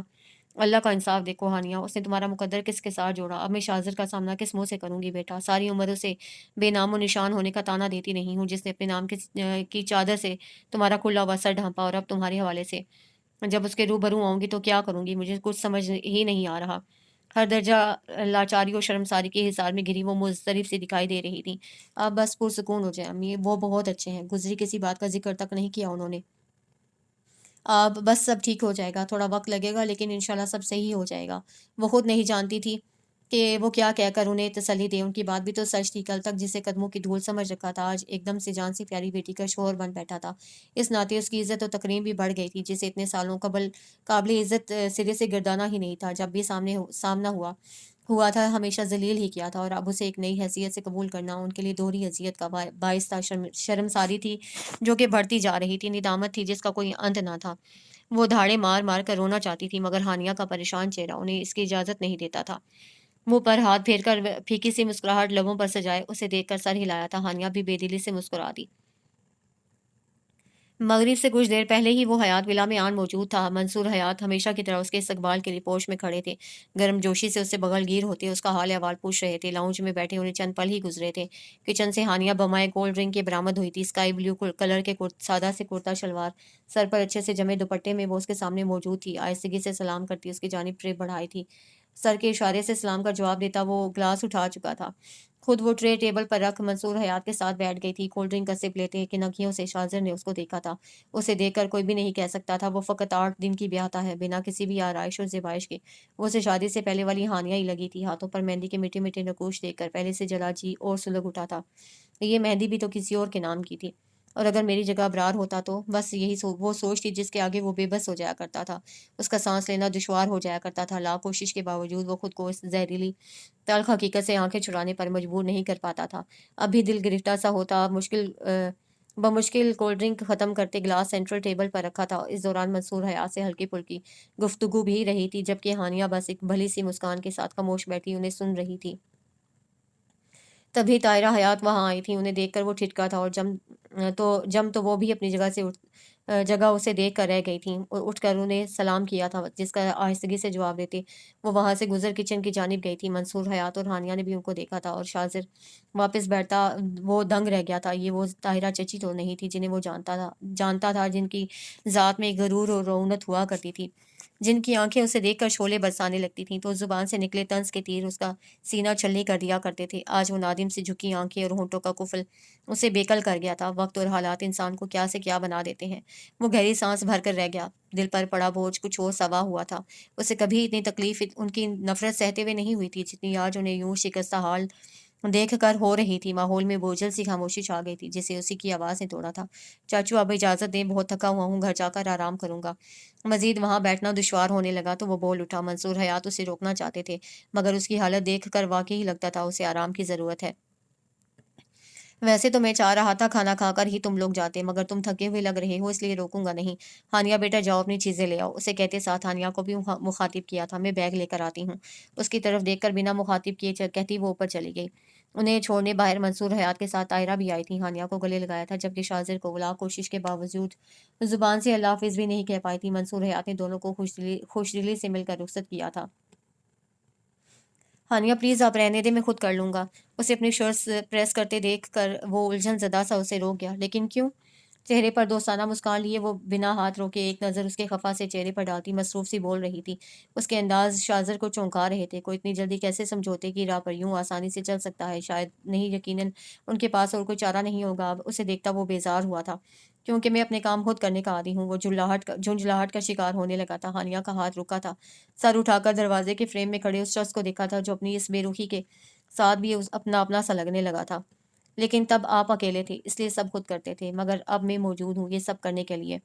کندھے اچکا کر کہتی وہ پورے اعتماد لگ رہی تھی۔ اپنے لفظوں سے اسے بہت کچھ باور کرانا چاہ رہی تھی جسے اب تک وہ نظر چرا رہا تھا۔ اب بھی وہ لاجواب ہوا تھا، بنا کچھ کہے وہاں سے ہٹ گیا تو ہانیہ ایک گہرا سانس بھر کر رہ گئی۔ وہ پچھلے 10 دن سے اس کے ساتھ رہ رہی تھی، اس سے بات کرنے کی کوشش کرتی تو مختصر سا جواب موصول ہوتا۔ اس کا رویہ بھی لیا دیا سا تھا، اس کی ہر ضرورت کا بنا کہے خیال رکھتا تھا مگر بھولے سے بھی کسی اپنائیت یا بے تکلفی کا اظہار نہیں کرتا تھا۔ گھر میں ایک ملازمہ کا بندوبست بھی کر دیا تھا۔ وہ خود سے اس کے کام کرنے کی کوشش کرتی تھی، اس سے بات بھی جب کبھی کرتی تو پہل خود ہی کرتی تھی مگر وہ تھا کہ اپنے ہول سے باہر آنے کو تیار ہی نہیں تھا۔ وہ اسے یوں جاتا دیکھ کر دل مسوس کر رہ گئی۔ پھر جیسے ہر سوچ ذہن سے جھٹک کر وہ جلدی سے ہاتھ چلاتی، اس کی شرٹس ہینگ کرتی، ان کی وارڈروب میں لٹکایا تھا اور خود کچن کی راہ لی تھی۔ عموماً کھانا ملازمہ ہی بنایا کرتی تھی مگر آج خلاف معمول شاذر گھر جلدی آ گیا تھا تو وہ خود کچھ خاص بنانا چاہتی تھی، پر اسے کھانے میں پسند کیا تھا یہ بھی تو نہیں معلوم تھا۔ کچھ سوچ کر منصور حیات کو کال ملائی تھی۔ السلام علیکم ابو، کیسے ہیں آپ؟ کال ریسیو ہوتے ہی وہ خوشگوار آواز میں بولی تھی۔ وعلیکم السلام میرا بچہ، میں الحمدللہ بالکل ٹھیک، تم کیسی ہو؟ اس کی آواز میں موجود کھنک انہیں سرشار کر گئی تھی۔ میں بھی ٹھیک ہوں ابو، آپ سے ایک کام تھا۔ دراصل میں آج شاذر کی پسند کی کوئی ڈش بنا کر انہیں سرپرائز دینے کا سوچ رہی تھی، پر مجھے تو ان کی پسند کا پتہ ہی نہیں ہے اور اگر ان سے پوچھوں گی تو سرپرائز نہیں رہے گا۔ بے چارگی سے کہتی اسے بات اس انداز میں کی تھی کہ بھولے سے بھی منصور حیات کو ان کے بیچ کے تناؤ کی بھنک تک نہ پڑی تھی، بلکہ وہ تو بیٹی کو اپنی گھر گھرستی میں خوش دیکھ کر پرسکون ہو گئے تھے۔ اس کی بات پر ہلکا سا تبسم اس کے لبوں پر بکھرا۔ تو بیٹا جی، اس میں پریشانی کی کیا بات ہے؟ میں بتاتا ہوں نا صاحبزادے کو کھانے میں کیا پسند ہے۔ انہیں شک بھی نہیں ہوا تھا اور اس کا کام بھی ہو گیا۔ ہانیہ نے سکھ کا سانس لیا اور یوں یہ مسئلہ بھی حل ہوا تھا۔ کچھ دیر اور ان سے بات کرتی وہ کچن میں آئی تھی، ملازمہ کو ہدایت جاری کرتی وہ چابک دستی سے کام کر رہی تھی۔ ٹیبل سجا کر ایک نظر سب دیکھ مطمئن سی وہ وہاں سے اسٹڈی روم کی طرف آئی تھی۔ دروازہ ہلکے سے نوک کرتے ذرا سا سر اندر کیا تھا، وہ آواز پر اسی جانب متوجہ تھا۔ کھانا لگا دیا ہے، آ جائیں کہہ کر بنا اس کے جواب کا انتظار کیے وہ الٹے قدموں واپس ہو لی تھی۔ ٹھیک 5 منٹ بعد وہ ڈائننگ ٹیبل پر موجود تھا۔ کھانا نکالنے کو ہاتھ بڑھاتے دیکھ کر وہ اسے خود اسے سرو کرنے لگی تھی۔ وہ ہونٹ بھیج کر ہاتھ پیچھے کھینچ گیا۔ پالک گوشت اور فروٹ ٹرائفل دیکھ کر اسے حیرت ہوئی تھی اور اس کے چہرے کے تاثرات نے ہانیہ کو مزہ دیا تھا جیسے ساری محنت وصول ہو گئی ہو۔ آج میں نے خود کھانا بنایا ہے، اس نے مسکرا کر جیسے خاص طور پر بتایا تھا۔ شاذر نے آنکھیں اٹھا کر اسے دیکھا تھا اور اگلے ہی لمحے وہ بے تاثر چہرے کے ساتھ کھانے میں مشغول ہو گیا تھا۔ ہانیہ ہاتھ روکے اسے دیکھ رہی تھی، دل کے کسی کونے میں یہ خواہش انگڑائی لے رہی تھی شاید وہ اب تعریف کرے گا مگر اسے سر جھکا کر کھاتے دیکھ اس کا دل بھجا تھا۔ شاذر نے ذرا کی ذرا اس کی جانب دیکھا تھا، وہ ابھی تک ایسے ہی بیٹھی تھی۔ آپ بھی شروع کیجیے ہانیہ، نرم سی آواز میں اسے کہتا وہ واپس اپنی پلیٹ پر جھک گیا تھا۔ اس کے لہجے میں اس کے لیے خیال تھا مگر اپنائیت کا احساس نڈار۔ ہانیہ بے دلی سے اپنی پلیٹ میں سالن نکالنے لگی تھی۔ کھانا کھا کر بنا کچھ کہے وہ وہاں سے چلا گیا تھا۔ اسے یوں جاتا دیکھ اسے دکھ ہوا تھا پر اگلے ہی لمحے اسے خود کو تسلی دی تھی، فی الحال اس کے لیے یہی کافی تھا کہ اس کے ہاتھ کا بنا کھانا اسے اس قدر رغبت سے کھایا تھا۔ کوئی بات نہیں جناب، دیکھتے ہیں آپ کی بے رخی کی یہ دیوار کب تک ہمارے درمیان حائل رہتی ہے۔ اتنی آسانی سے ہار ماننے والی تو میں بھی نہیں۔ مسکراتے ہوئے اب وہ دل جمے سے کھانے میں مصروف ہو گئی تھی۔ صبح آفس کی تیاری کرتے وقت وہاں موجود رہتی تھی، اس کی لاکھ نہ کرنے کے باوجود وہ اس کی تیاری میں مدد کرواتی تھی اور وہ صرف اسے روکتا رہ جاتا۔ اس وقت بھی یہی ہو رہا تھا جب اچانک ہی وہ اپنا ٹیمپر لوز کر گیا۔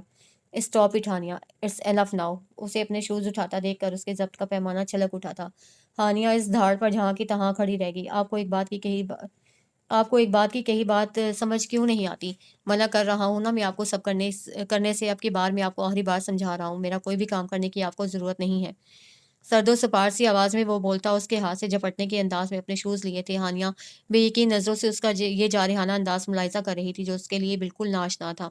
اس کی سہمی ہوئی آنکھوں میں نمی کی تہ اتری تھی، جس سے نظریں چراتے وہ سورج سے ننگے پاؤں ہی جوتے ہاتھ میں اٹھائے باہر نکل گیا تھا۔ اس کے جانے کے بعد اس کا سکتہ ٹوٹا تھا، جس کے ساتھ آنکھ سے ایک موتی ٹوٹ کر گال پر لڑکتا چلا گیا۔ وہ بیڈ پر بیٹھتی چلی گئی، آنکھوں سے آنسو متواتر بہہ رہے تھے۔ وہ کمزور نہیں تھی، مگر اس شخص کی بے رخی اسے آہستہ آہستہ توڑ رہی تھی۔ اپنے لرزتے خالی ہاتھوں کو دیکھ کر وہ بے آواز ہو رہی تھی۔ وہ صبح اسے ڈانٹ تو آیا تھا، مگر اس کے بعد سارا دن اس کے اپنے ذہن اور دل پر کساوت تاری رہی تھی۔ تصور کے پردے پر بار بار دو سہمے ہوئے بے یقین سے خوبصورت نین جھلملا رہے تھے اور اس کی بے سکونی کا باعث بن رہے تھے۔ پورا دن اس کا دھیان اس کی طرف لگا رہا تھا۔ رات کو گھر تھوڑا لیٹ واپس آیا۔ پہلی بار اسے وہ اپنا انتظار کرتی کہیں دکھائی نہیں دی۔ اسے حیرت ہوئی تھی۔ وہ بھلے اس بات کا اقرار نہیں کرتا تھا، مگر یہ سچ ہے کہ اس کے وجود کا عادی ہوتا جا رہا ہے۔ پہلی بار ایسا ہوا تھا کہ ملازمہ نے اس کے آنے پر کھانے کا پوچھا تھا۔ یہ ذمہ داری بھی ہانیہ نے اپنے سر لے لی تھی۔ ملازمہ کو کھانا لگانے کا کہہ کر وہ سیڑھیوں کی جانب بڑھ رہا تھا، جب اس کی آواز میں اس کے قدموں کو جکڑ لیا۔ صاحب جی، بی بی کے لیے بھی کھانا لگاؤں؟ اور اس سوال پر وہ چونکا تھا۔ دل کی حالت سے گھبرا کر وہ کتنی دیر سڑکوں پر بے مقصد گاڑی دوڑاتا رہا تھا۔ انہوں نے ابھی تک کھانا نہیں کھایا؟ جواب میں ملازمہ نے نفی میں سر ہلایا تھا۔ وہ تو آج صبح سے کمرے سے باہر نہیں نکلی۔ کھانے میں کیا بنانا ہے پوچھنے گئی تو کہا جو دل چاہے وہ بنا لو۔ انہوں نے تو دوپہر کا کھانا بھی نہیں کھایا، وہ سادگی سے بتا رہی تھی، اور یہ سن کر شاہزر کا دماغ بھگ سے اڑا تھا۔ ٹھیک ہے، آپ کھانا لگائیں، ہم دونوں ابھی آتے ہیں، اپنا لہجہ نارمل رکھ کے کہہ کر وہ سیڑھیاں چڑھ گیا۔ تیز قدموں سے چلتے ہوئے وہ اپنے کمرے تک آیا تھا۔ دروازہ کھول کر جو ہی اندر قدم رکھا، سامنے صوفے پر اس کو پرسکون انداز میں بیٹھی کسی کتاب کے مطالعے میں مگن نظر آئی تھی۔ اس کے آنے کا معلوم ہونے کے باوجود نہ تو اسے سر اٹھایا تھا اور نہ ہی ہمیشہ کی طرح اس پر سلامتی بھیجی تھی، یعنی کہ ناراضگی کا کھلم کھلا اظہار کیا گیا تھا۔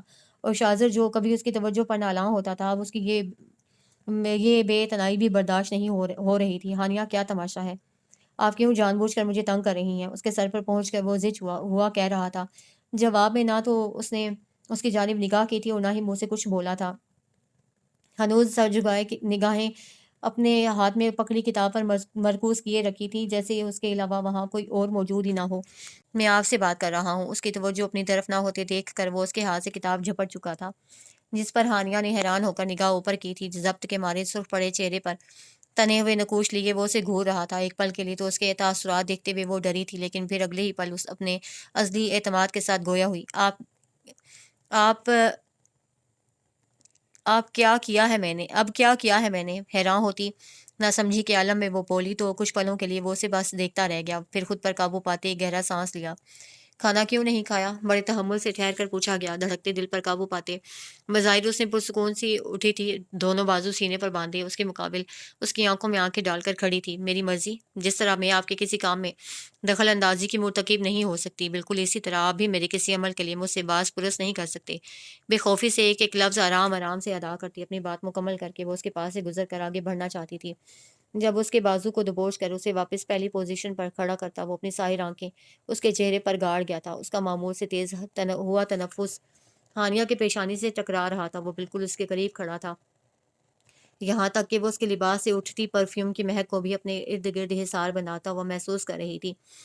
تو اب آپ مجھے یوں ایموشنلی بلیک میل کریں گی؟ شاید طنز کر رہا تھا۔ اس کی آنکھوں سے پھوٹتی شعلہ بار شعائیں اس کے چہرے پر پھیلی سرخی کا باعث بن رہی تھیں۔ غصے میں اسے اس وقت اپنی پوزیشن کا بھی احساس نہیں ہوا تھا، مگر ہانیہ کے لیے اس کی اس درجہ قربت پر اس وقت سانس لینا بھی دشوار ہو رہا تھا۔ تجا کہ اس کی کسی بات کا جواب دیتی، نظریں آپ شرم کے بار سے جھکتی اس شرٹ کے اوپری دو کھلے بٹنوں سے جھانکتے سینے کے عین درمیان کالے تل پر اٹک گئی تھیں۔ اسے یوں خاموشی سے اپنا نچلا لب کاٹتے دیکھ کر اس کا غصہ ذرا ٹھنڈا پڑا تھا۔ اس کا ہاتھ پکڑ کر کھینچنے کے انداز میں وہ اسے اپنے ساتھ لے کر نیچے آیا تھا۔ اب کی بار ہانیہ نے بھی کوئی مزاحمت نہیں دکھائی تھی، وہ چپ چاپ آرام سے اس کے ساتھ کھینچی چلی آئی۔ ملازمہ کو دیکھ کر شاہزر نے اس کا ہاتھ چھوڑا تھا، جو کھانا ٹیبل پر جا کر انہیں کی آمد کی منتظر تھی۔ ٹھیک ہے، اب آپ جا سکتی ہیں، اس کے کہتے ہی وہ وہاں سے چلی گئی تو کچن میں جا کر سنک میں ہی ہاتھ دھو کر وہ واپس آیا تھا اور ڈائننگ ٹیبل پر بیٹھا۔ اب شرافت سے بیٹھ جائیں۔ وہ ہنوز سر جھکائے اپنے ہاتھ کے ناخنوں پر انگوٹھا پھیرتے کھڑی تھی، اس کی آواز پر واقعی شرافت کا مظاہرہ کرتے بیٹھ گئی۔ شاہزر نے پہلے اس کی پلیٹ میں سالن ڈالا تھا، اب خود کھانے کا تردد کریں گی یا نوالے بنا کر بھی میں ہی کھلاؤں؟ چہرے پر ہلکی سی مسکان لیے وہ کہہ رہا تھا، اور یہ صبح سے لے کر اب تک اس کے چہرے پر سجی پہلی مسکان تھی۔ ہانیہ اسے دیکھتی سر پٹا کر اپنی پلیٹ پر جھکی تھی۔ پچھلے 15 منٹ میں وہ جس ضرورت کا مظاہرہ کر چکا تھا، کچھ بعید بھی نہ تھا کہ وہ اپنے کہے پر عمل کر جاتا۔ وہ اس کے اس درجہ فرما برداری پر شاہزر کو ہنسی تو بہت آئی، مگر وہ ضبط کر گیا۔ کھانے کے دوران دونوں میں کسی قسم کی بات چیت بھی نہیں ہوئی تھی۔ کھانا کھا کر وہ اٹھا تھا، جاتے جاتے ایک لمحے کے لیے اس کے پاس رکا جو اب برتن سمیٹ رہی تھی۔ فارغ ہو کر ایک کپ کافی بنا دیجیے گا، میں اسٹڈی میں ہوں۔ اس کی پشت کو اس نے خوشی بھری حیرت سے دیکھا تھا۔ اپنی اس پہلی کامیابی پر وہ مسرور سی جلدی ہاتھ چلانے لگی تھی۔ بدلے بدلے میرے سرکار نظر آتے ہیں، بے اختیار اس کے منہ سے نکلا تھا، اور پھر اپنی اس بات پر وہ خود ہی ہنس پڑی۔ اس ہنسی کی جلد رنگ نے اس گھر کے دور و دیوار کو بھی مسرور کیا تھا جو ایک عرصے سے خوشیوں بھری ساعتوں سے محروم رہے تھے۔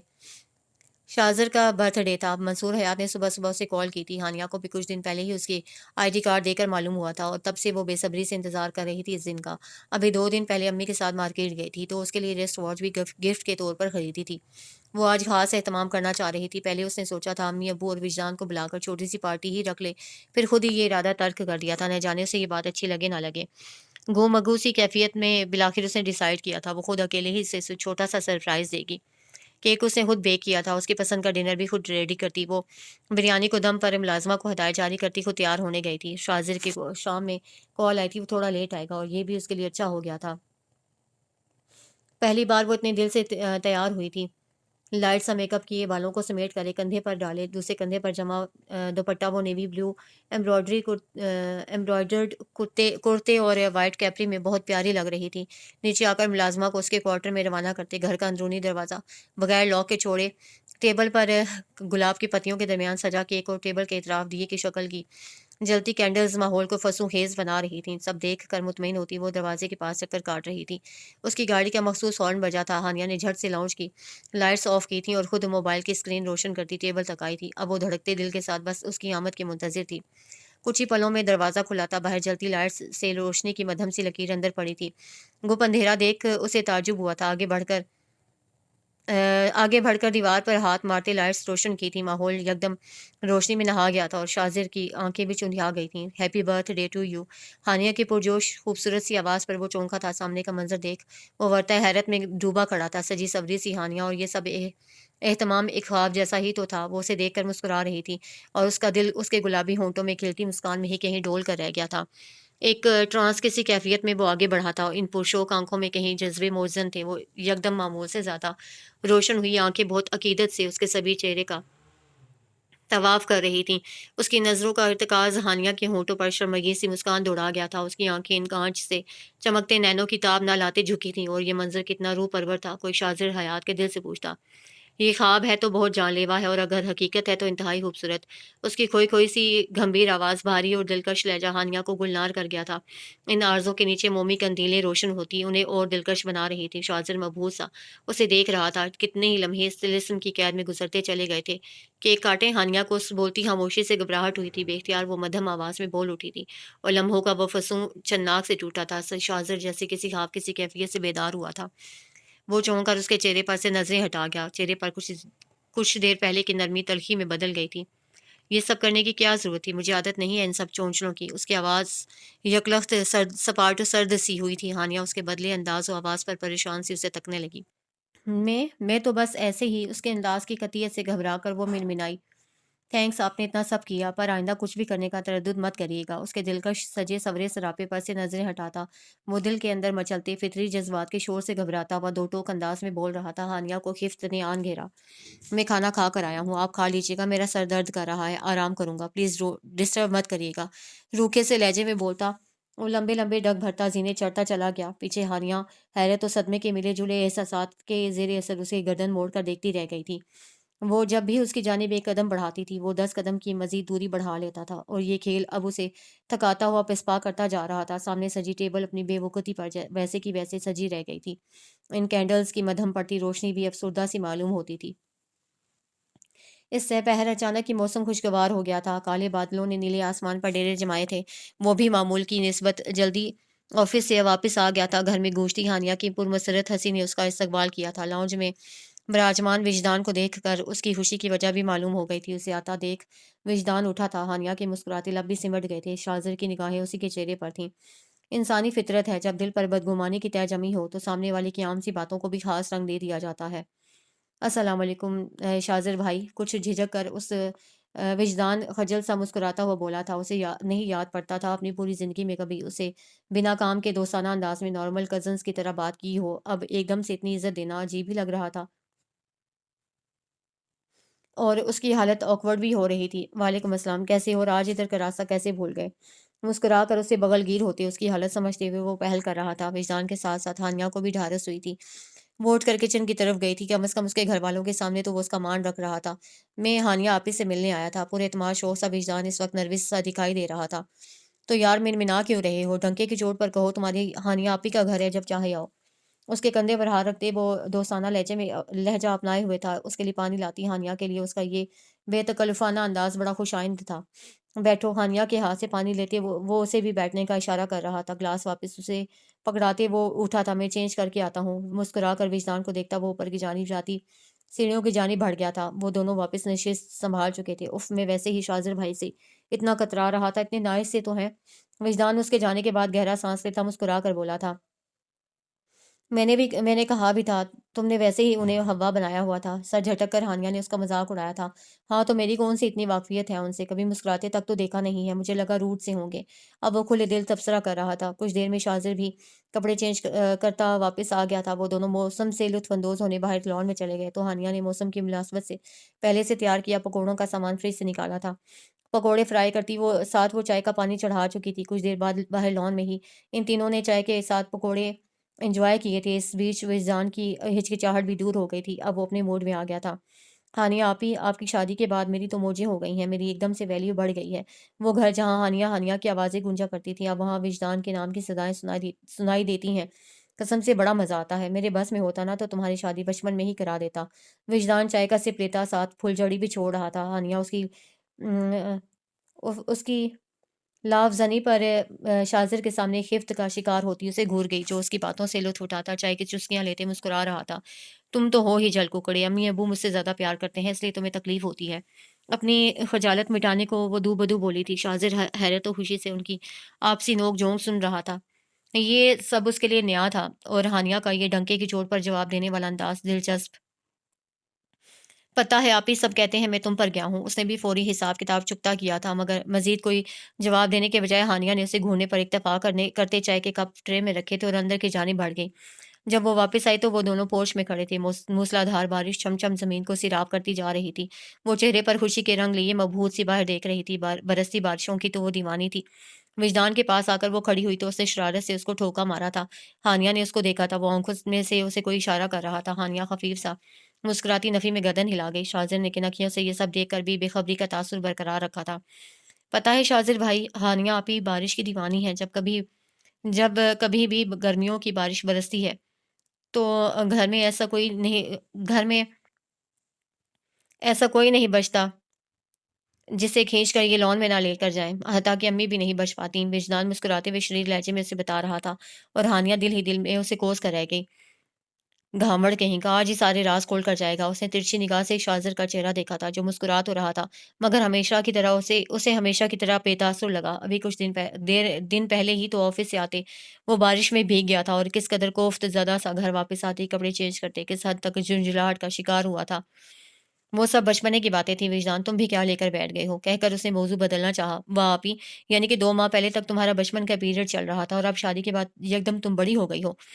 شرارت سے بولتے وہ اس پر ہنسا تھا۔ شاذر بس ان دونوں کو دیکھ رہا تھا۔ شادی کے بعد انسان بدل جاتا ہے، پہلے والا نہیں رہتا۔ خیر چھوڑو، تم نہیں سمجھو گے، وہ کیا کہتے ہیں بندر کیا جانے ادرک کا سواد، عام سے انداز میں کہتے آخر میں اسے روگیدا تھا۔ یہ بندر آپی تم نے کس کو کہا ہے؟ دونوں ہاتھ کمر پر ٹکائے وہ پوری طرح اس کی طرف گھومتا خالص لڑنے کے سے انداز میں استفسار کر رہا تھا۔ لفظ بندر اسے بری طرح چبھا تھا۔ ان دونوں کے درمیان ایک نئی بحث چھڑ گئی تھی جبکہ شاذر کے کانوں میں بس اس کا ایک ہی فکرہ گونج رہا تھا، شادی کے بعد انسان بدل جاتا ہے، پہلے جیسا نہیں رہتا۔ ایک دم ہر چیز سے دل اچاٹ ہوا تھا۔ ٹھیک کہا ہانیہ منصور حیات، شادی کے بعد انسان بدل جاتا ہے اور اس صورت تو لازمی بدل جاتا ہے جب جیون ساتھی ہی من و منشا کے خلاف ہو۔ اور تم کیوں بارش میرے ساتھ انجوائے کرنے لگی؟ وہ تو تم اپنوں کے ساتھ کرتی تھی اور میں تو سرے سے تمہارا اپنا ہی نہیں۔ تلخی سے سوچتا وہ ان دونوں پر سے نظریں ہٹائے۔ اب باہر برسی بارش کو دیکھتے اندر ہی اندر اپنی خود ساتھ غلط فہمی کی آگ میں لمحہ لمحہ سلگ رہا تھا. اسے چند قدموں کی دوری پر کھڑی ہانیہ اس کے دل کی کیفیت سے یکسر انجان تھی. ہانیہ اسے پکارتا ہوا وہ کمرے میں داخل ہوا تھا جو بیڈ پر بیٹھی کپڑے طے کرنے میں مصروف تھی. پکار پر سر اٹھا کر اسے دیکھا تھا جو اب اجلت میں وارڈروب کے اوپر سے چھوٹا سفری بیگ اتار رہا تھا. کل میں کسی کام سے 2 دن کے لیے بہاولپور جا رہا ہوں. آپ صبح تیار رہیے گا. آپ کو چاچو کی طرف ڈراپ کرتا جاؤں گا. اسے مطلع کرتے وہ بیگ اسی کے پاس بیڈ پر رکھے خود وارڈروب کھولے کپڑے نکال رہا تھا. ہانیہ نے اس کی پشت کو دیکھا تھا. کچھ کہنے کے لیے لب کھولے تھے پھر ارادہ ترک کر دیا. پچھلے کچھ دنوں سے وہ پریشان لگ رہا تھا. اس نے 1-2 بار پوچھا بھی مگر وہ ٹال گیا تھا. اس نے بھی چپ سادھ لی. طے شدہ کپڑے اٹھا کر وارڈروب میں رکھے تھے. تب تک وہ بیگ تیار کر چکا تھا. موبائل کی بھی بجی تھی. وہ کال ریسیو کرتا باہر نکل گیا تھا. ہانیہ نے واش روم جا کر وضو کیا تھا. وہ نماز کی نیت باندھے کھڑی تھی. جب وہ لوٹا تھا چینج کرتا اپنی جانب آ کر لیٹ گیا تھا. دعا مانگ کر وہ اٹھی تھی. جائے نماز سمیٹ کر گردن کے آگے سے دوپٹہ ڈھیلا کیا تھا. بستر پر وہ سیدھا لیٹا ہوا تھا. اس کا ساکت وجود بنا کسی جنبش کے پڑا تھا. آہستگی سے اس تک آ کر اس کے وجود پر پھونک ماری تھی. محبت بھی عجیب جذبہ ہے. سامنے والے کی بے نیازی کبھی کبھار اسے اور بڑھاتی چلی جاتی ہے. ہانیہ کے ساتھ بھی کچھ ایسا ہی ہوا تھا. اس کے دل کے کوڑے کاغذ پر شاذر حیات کا نام جلی حروف سے لکھا گیا تھا جسے اب اس کی بے اعتنائی بھی مٹا نہیں پا رہی تھی. وہ مریض محبت بنتی جا رہی تھی اور مرض تھا جو ہر روز بڑھتا جا رہا تھا. مگر یہ بھی سچ تھا ہانیہ شاذر حیات کو میٹھا سا درد لیے یہ مرض جی جان سے پیارا تھا. لائٹس بند کرتی دوسری جانب آ کر وہ لیٹی تھی. کمرے میں سائڈ لیمپ کی دھیمی پیلی سی روشنی پھیلی تھی. ہانیہ نے اس کے چہرے کا نیم رخ اس کی طرف کروٹ لیتے بہت غور سے دیکھا تھا. وہ سوتے بھی بے چین لگا تھا. کوئی تو پریشانی تھی مگر کیا وہ سمجھنے سے قاصر تھی. وہ سو گیا تھا اسی یقین کے ساتھ. اسے ہاتھ بڑھا کر بے اختیار اس کے ماتھے پر بکھرے بالوں کو سمیٹا تھا. پھر اس کے ہاتھ اس کے بالوں میں ٹھہر گیا تھا. اس کی نرم انگلیاں اب آہستہ آہستہ اس کے بالوں میں چل رہی تھیں. مجھے نہیں پتا آپ کو کیا بات پریشان کر رہی ہے شاذر مگر مجھے آپ کو یوں دیکھ کر بالکل اچھا نہیں لگ رہا.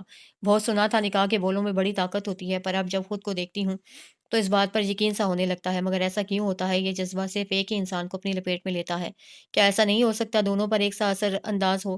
کاش میرے اور آپ کے معاملے میں ایسا کچھ ہو جائے. آپ اچھا نہیں کر رہے میرے ساتھ. خود تو بنا پوچھے پورے کے پورے دل پر قابض ہو بیٹھے ہیں اور میں جو آپ کے دل کے در پر آس کا دیا جلائے درواہ ہونے کے انتظار میں بیٹھی ہوں. وہاں نہ جانے ایسا کون سا زنگ آلود کفل ڈال رکھا ہے جو میری لا کوشش پر بھی کھلنے میں نہیں میں آ ہی نہیں رہا. اب اتنے سنگ دل تو مت بنے. ابو تو کہتے ہیں آپ کا دل انتہا کا نرم ہے. پھر میرے لیے کیوں سیسا پلائی دیوار بن بیٹھے ہیں؟ وہ دل کی زبان نے اسے گلا کر رہی تھی. محبت بھرا شکوہ جو فی الحال زبان سے کرنے کا حق وہ اسے دے نہیں رہا تھا. اس کا ہاتھ ابھی بھی اس کے بالوں میں سرک رہا تھا اور وہ جو کچی سی نیند میں اس کی انگلیوں کا مسحور کن روح افزا لمس پا کر جاگ گیا تھا مگر اپنے سونے کا تاثر قائم رکھے پڑا رہا تھا. یک دم ہلکا پھلکا سا ہو گیا تھا. ذہنی اور جذباتی طور پر وہ جس کیفیت کا شکار تھا وہاں کسی اپنے کی اپنائیت کی شدت سے طلب ہو رہی تھی اور وہی احساس اسے ہانیہ کی اس وقت کی قربت نے بخشا تھا اور بے اختیار ہوا تھا. بنا اپنے جاگنے کا احساس کروائے وہ اس کی جانب کروٹ لیتا اسے اپنے بازوؤں کے مضبوط حصار میں قید کرتا. اپنا چہرہ اس کی گردن میں چھپا گیا تھا. وہ خود تو پرسکون ہو گیا تھا مگر اس کے دل کی دنیا میں تلاطم برپا کر گیا تھا. ہانیہ اس کی اتنی اس اچانک کی جسارت کے لیے قطعی تیار نہیں تھی. وہ دم سادے اس کی باہوں کے حصار میں پڑی رہی تھی. سانسیں گھٹنے لگی تھیں. اوپر سے شاذر کی گرم سانسوں کا لمس اپنی گردن پر محسوس کرتے اس کا دل جیسے سینے کی دیوار توڑ کر باہر آنے کو مچل اٹھا تھا. وہ اس کی اس درجہ قربت پر کانوں کی لویں تک سرخ پڑ گئی تھیں. چہرہ شرم کے احساس کے تحت دھڑکنے کے تحت دھکنے لگا تھا. کچھ پل یوں ہی گزرے تھے مگر پھر اسے سوتا جان کر اسے ہتھیلی سے ماتھے پر چمکتے شبنم کے قطرے صاف کیے تھے. خود کو کمپوز کرتے وہ سونے کی کوشش کرنے لگی تھی مگر نیند کی دیوی آج مہربان ہونے کو آ ہی نہیں رہی تھی. مگر ساتھ لیٹے وجود کی نیند بڑی گہری اور پرسکون تھی. نہ جانے رات کے کس پل اس کی آنکھ لگی تھی. آج اس کی زندگی کا سب سے بڑا دن تھا. وہ ایک چھوٹا سا دارالامان تھا جس کے ہیڈ آفس میں وہ اس وقت بیٹھا تھا. وہاں سے ایک خاتون کی میت میں وہ نکلا تھا اور مطلوبہ کمرے کی جانب بڑھتے اس کا رنگ ہر گزرتے پل کے ساتھ زرد پڑ رہا تھا. اس وقت وہ انتہا کا بے چین و مضطر لگ رہا تھا. دل کی غیر ہوتی حالت پر قابو پاتے وہ ایک کمرے میں داخل ہوا تھا جہاں ایک خاتون دروازے کی جانب پشت کیے بستر جھاڑنے میں مصروف تھی. مہر اپنے نام کی پکار پر وہ پلٹی تھیں اور شاذر کو اپنے قدم بے جان ہوتے محسوس ہوئے تھے. اس کی آنکھیں پانیوں سے بھری تھیں. ضبط کی آخری حدوں کو چھوتا وہ ہونٹ بھینچے کھڑا تھا. وقت کی دھول نے ان کی شبیہ کو دھندلا کیا تھا مگر پھر بھی وہ انہیں پہچان چکا تھا. تم سے کوئی ملنے آیا ہے؟ وارڈن نے اطلاع دی تھی اور پیچھے کھڑے وجود کو دیکھ کر آنکھیں تو ان کی بھی ساکت ہوئی تھیں. تیمور حیات سے حد درجہ مشابہت پر اسے راہ چلتا بھی پہچان لیتا تھا. یہ تو پھر اس کی سگی ماں تھیں. اس کی آنکھیں چھلکی تھیں. شاذر مہر حیات کے لب پھڑ پھڑائے تھے اور وہ بھاگ کر ان کی آغوش میں سمایا تھا. وارڈن موقع کی نزاکت جان کر چپکے سے باہر نکل گئی تھیں۔ وہ رو رہا تھا اور آنکھیں تو مہر حیات کی بھی متواتر بہ رہی تھیں۔ وہ ان کے کندھے میں منہ چھپائے ان کے گرد مضبوط حصار بنائے ہوئے تھے، جیسے ذرا سا ڈھیلا چھوڑنے پر ان کے پھر سے کھو جانے کا خدشہ ہو، اور وہ اس کے لمبے چوڑے وجود کو اپنی نحیف بازوؤں میں سمونے کی ناکام کوشش کر رہی تھیں۔ مہر حیات کی ٹانگیں بے جان سی ہوتی معلوم ہو رہی تھیں۔ وہ لڑکھڑائی تھیں۔ شاہزر نے ان سے الگ ہو کر انہیں بستر پر بٹھایا تھا، خود ان کے قدموں میں بیٹھتا چلا گیا۔ مہر حیات یکٹک اسے دیکھ رہی تھیں، آنکھوں میں آئی آنسوں کی دھند بار بار آنکھیں رگڑ کر صاف کرتی وہ اسے یوں دیکھ رہی تھیں جیسے کوئی برسوں کا پیاسا حسرت سے پانی کو دیکھتا ہو۔ زبان کچھ بھی کہنے سے قاصر تھی۔ وہ بھی دو زانو بیٹھا نظریں جھکائے اپنے آنسو پی رہا تھا جیسے، اور پھر اس خاموش کمرے میں اس کی نم رندھی ہوئی آواز گونجی تھی، کیوں کیا آپ نے میرے ساتھ ایسا؟ آپ کو ایک بار بھی اس 7 سالہ بچے کا خیال نہیں آیا؟ ایک بار بھی نہیں سوچا کہ وہ آپ کے بغیر کیسے جیے گا؟ کتنا رویا، کتنا تڑپا ہوگا وہ، جس کے سر سے باپ کا سر تو قدرت نے لے لیا، مگر ماں کی چھایا آپ نے خود چھین لی۔ وہ گال پر بہتے آنسوؤں کے ساتھ شکوہ کر رہا تھا جو اتنے سالوں میں اس کی زبان پر کبھی نہیں آیا تھا۔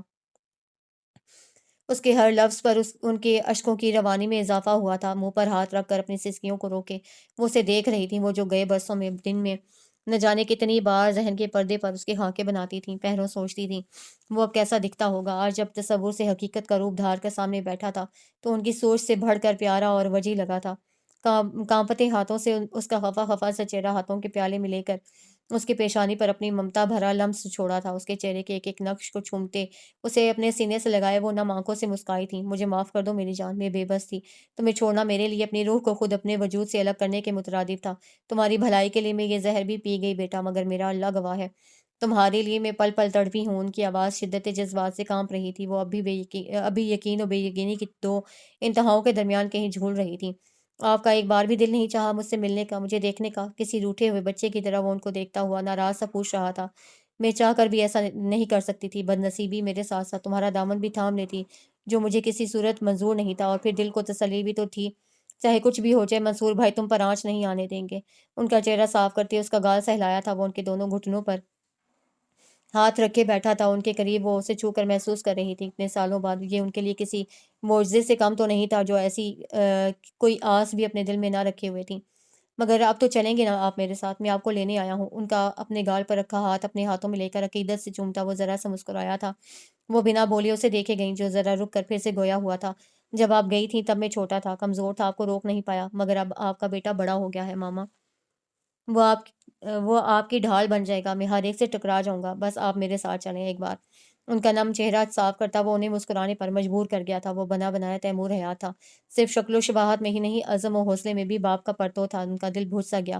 تمہیں دیکھ لیا ہے میرے لیے بس اتنا ہی کافی ہے شاہزر، تمہارے ساتھ جا کر میں تمہارے لیے کوئی نئی مصیبت کھڑی نہیں کرنا چاہتی بیٹا۔ میں ایک بار پھر سے دھتکار دی جاؤں گی، کہتے ہوئے ان کی آواز میں کہیں سلگتے غم گریہ اوزار تھے۔ مجھے کسی کی پرواہ نہیں ہے ماما، اور نہ ہی آپ کو ہونی چاہیے۔ اتنی سزا بنا جرم کے کاٹ کر بھی دل نہیں بھرا آپ کا؟ پلیز مزید نہ خود کو تکلیف دیں اور نہ مجھے اذیت کا شکار کریں، میرے لیے بس آپ اہم ہیں۔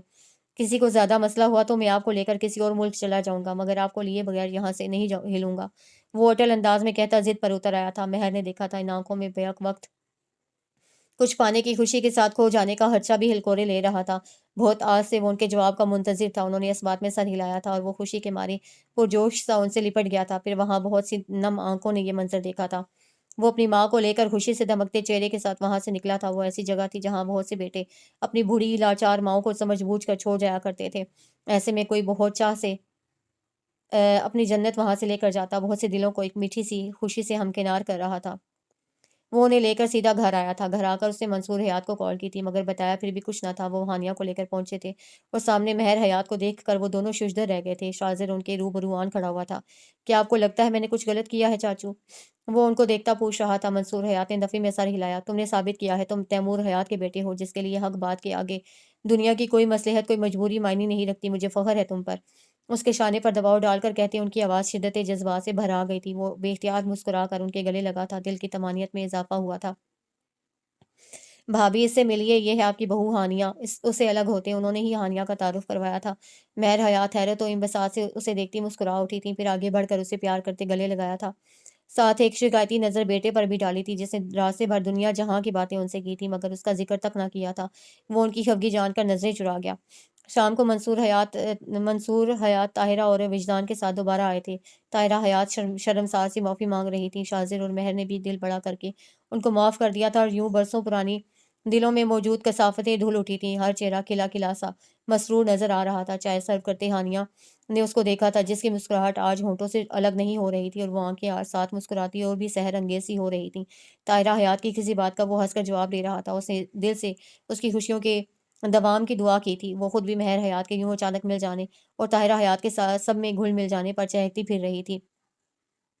ہانیہ کتنی خوش تھی اپنے گھر میں۔ منصور اللہ پاک نظر سے بچائے۔ واپسی پر گاڑی میں بیٹھے انہوں نے مسرور ہو کر ڈرائیو کرتے منصور حیات سے کہا تھا، اور یقین جانو طاہرہ، آج تمہیں یوں اپنی خوشیوں میں شریک ہوتا دیکھ اس کے دل میں سے آخری پانس بھی نکل گئی ہوگی۔ وہ ان کی جانب تشکر سے دیکھتے بول کر مسکرا دیے تھے، جس میں ان کا ساتھ طاہرہ حیات نے بھی دیا تھا۔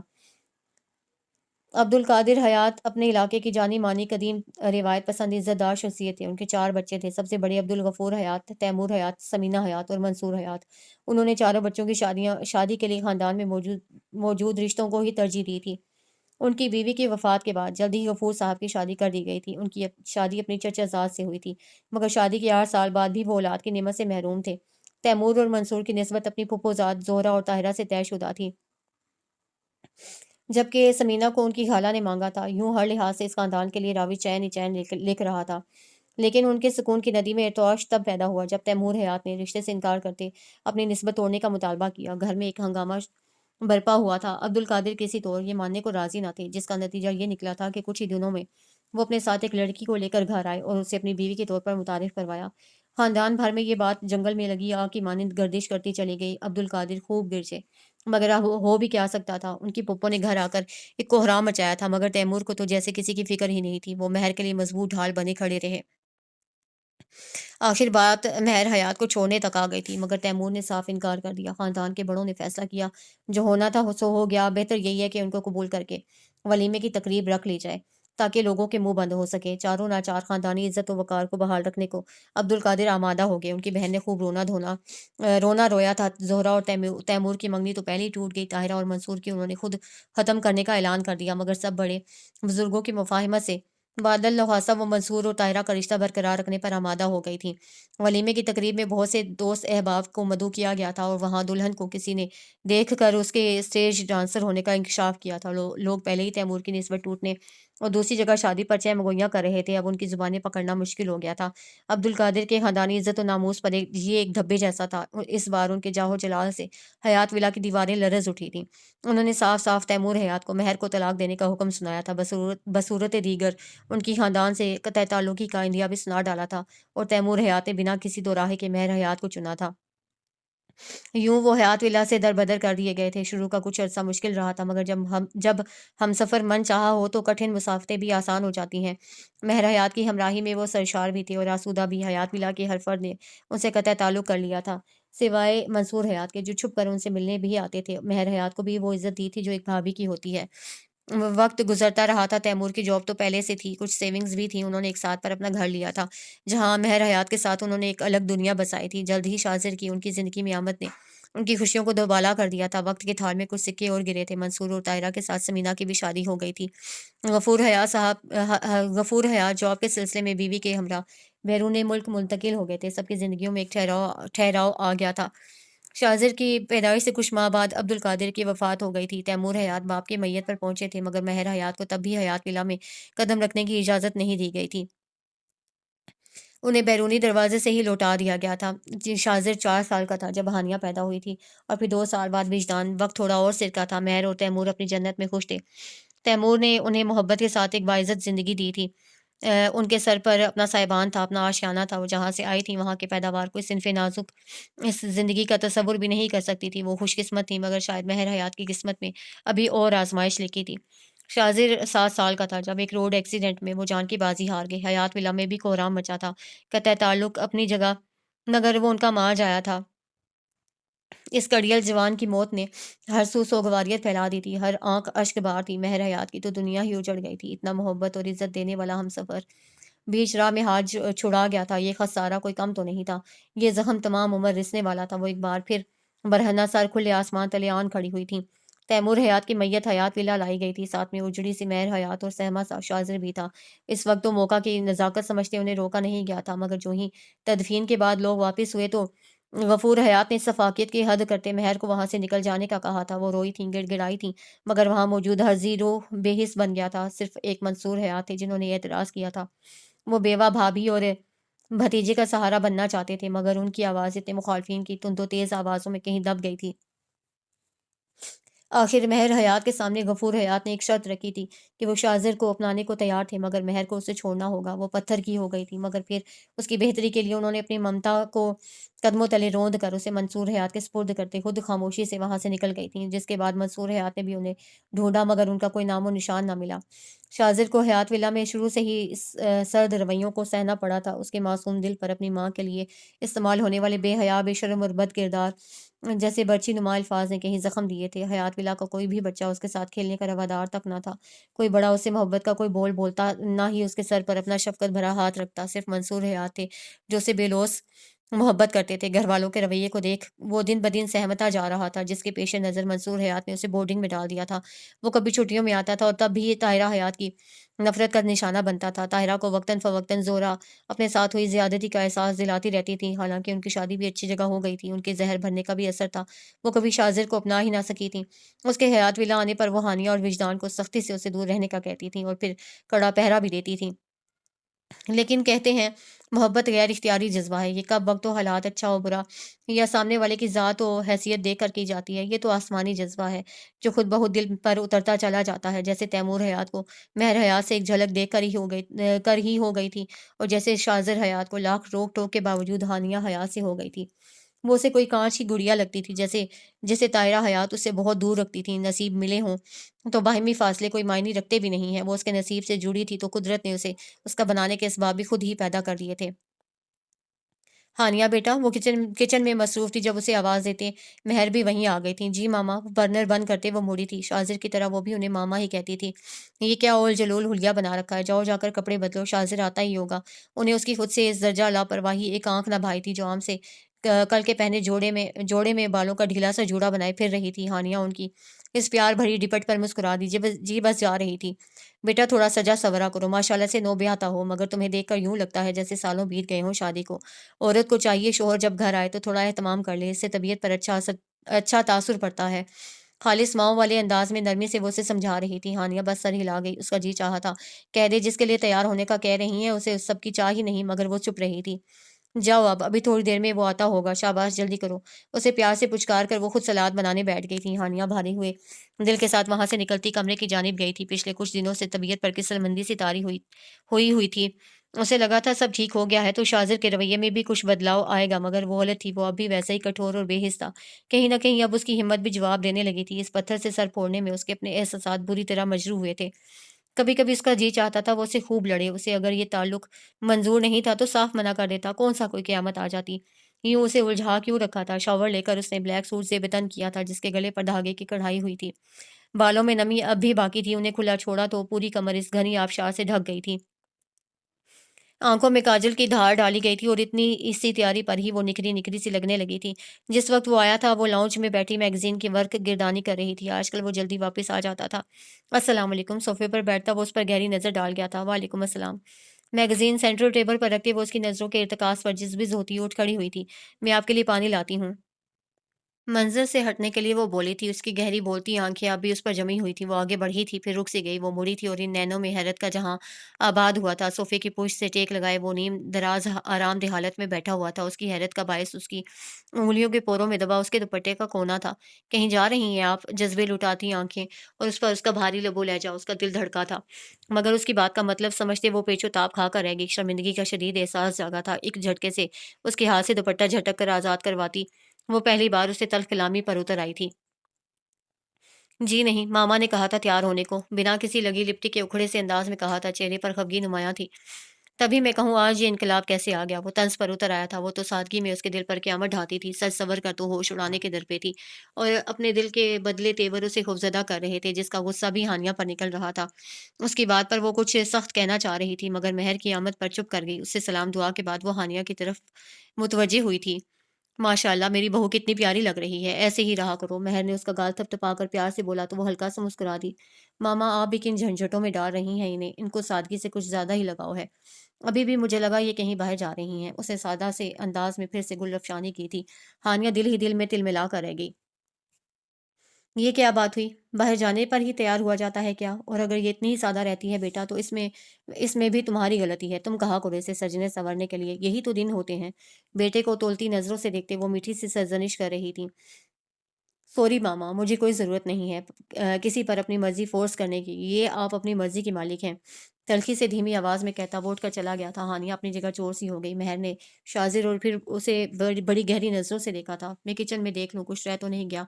बोधा सा जवाब पेश करती वो मंज़र से हट गई थी। पीछे वो उनके अजीबो-गरीब रवैये को सोचती रह गई। रात वो उनके कमरे में मौजूद था, उनकी गोद में सर रखे वो बातों में मशगूल था। हानिया अभी कुछ देर पहले ही उठकर नमाज़ पढ़ने गई थी। शाज़िर एक बात पूछूं, सच-सच बताओगे? उसका चेहरा नज़रों के हिसार में रखते वो बोली तो मोबाइल पर से नज़रें हटाकर साइड पर रखते वो उनका हाथ चूम गया। पूछे, तुम्हारे और हानिया के बीच सब ठीक है ना? तुम लोगों को देखकर लगता ही नहीं है तुम्हारी शादी को ढाई माह हुए हैं। तुम दोनों का एक दूसरे से कतराना, हानिया का ज़रूरत से ज़्यादा खुद से लापरवाह रहना, क्या है ये सब? वो फ़िक्रमंद थी, जिसका अंदाज़ा उनके चेहरे से हो रहा था। एक नज़र उन्हें देखता वो संजीदा सा उठ बैठा। आप नहीं जानती मामा ये शादी किन हालात में हुई है। हानिया की शादी अबरार से सब जानती हूँ मैं, मंसूर भाई बता चुके हैं मुझे। लेकिन बेटा अगर तुम्हारे दिल में गुंजाइश नहीं थी तो इनकार कर देते। यूं खुद को और उसे सूली पर क्यों लटका रखा है? उसकी बात काट कर वो कहती चली गई। वो जब से आई थी इन दोनों के माबैन खिंचाव को महसूस कर रही थी और आज मंसूर से उनकी शादी का माजरा जानकर उनके शक पर यकीन की मोहर सख्त हो गई थी। इसीलिए शाजिर से दो टोक बात करने का सोचा था। शाजिर ने शाकी नज़रों से उन्हें देखा था। मेरे दिल में गुंजाइश नहीं है मामा। मैं तो हानिया को तब से चाहता हूँ जब लफ्ज़ चाहत का मतलब ही मालूम न था। वो मुझे कोई कांच की गुड़िया लगती थीं, जिसे ताहिरा चची मुझसे हमेशा बहुत दूर रखती थीं। इस खानदान के हर फ़र्द का रवैया मुझे ये एहसास दिलाता था, वो मेरे लिए नहीं बनी। वो कभी मेरी नहीं हो सकेंगी, लेकिन फिर भी मामा, मैं खुद को उनसे मोहब्बत करने से बाज़ नहीं रख सका। वो तड़प ही तो उठा था उनके इस इल्ज़ाम पर। तभी गम और गुस्से की रोह में बहकर वो राज़ अफ़शा कर बैठा था, जो वो खुद से भी छुपाए फिरता था। नाराज़गी से कहता वो उनसे अब नज़रें चुरा गया था। महर को उसके इस अंदाज़ पर टूट कर प्यार आया। तो फिर ये सब क्या है? कहाँ गई तुम्हारी वो मोहब्बत शाज़िर? वो हैरत ज़दा सी उसे देख रही थी। आवाज़ में इस बार नरमी थी। शाज़िर ने पहलू बदला, फिर गहरा सांस भरते ज़रा रुक कर गोया हुआ। मेरी मोहब्बत अब भी वही है मामा, मगर हानिया का क्या? मैंने उनसे मोहब्बत की है, उन्होंने नहीं। ये एक तरफ़ा मोहब्बतें अक्सर दूसरे फ़रीक के लिए वबाल जान बन जाया करती हैं। मैं उन पर खुद को मुसल्लत नहीं कर सकता। जबकि मैं जानता हूँ हयात विला के मकीनों की नज़र में मैं क्या हूँ। फिर हानिया भी तो हमेशा मुझसे कतराई सी रहती थीं। 2 साल वो अबरार की फियांसी रही हैं। उनके दिल में उसके लिए कोई ना कोई सॉफ्ट कॉर्नर तो होगा।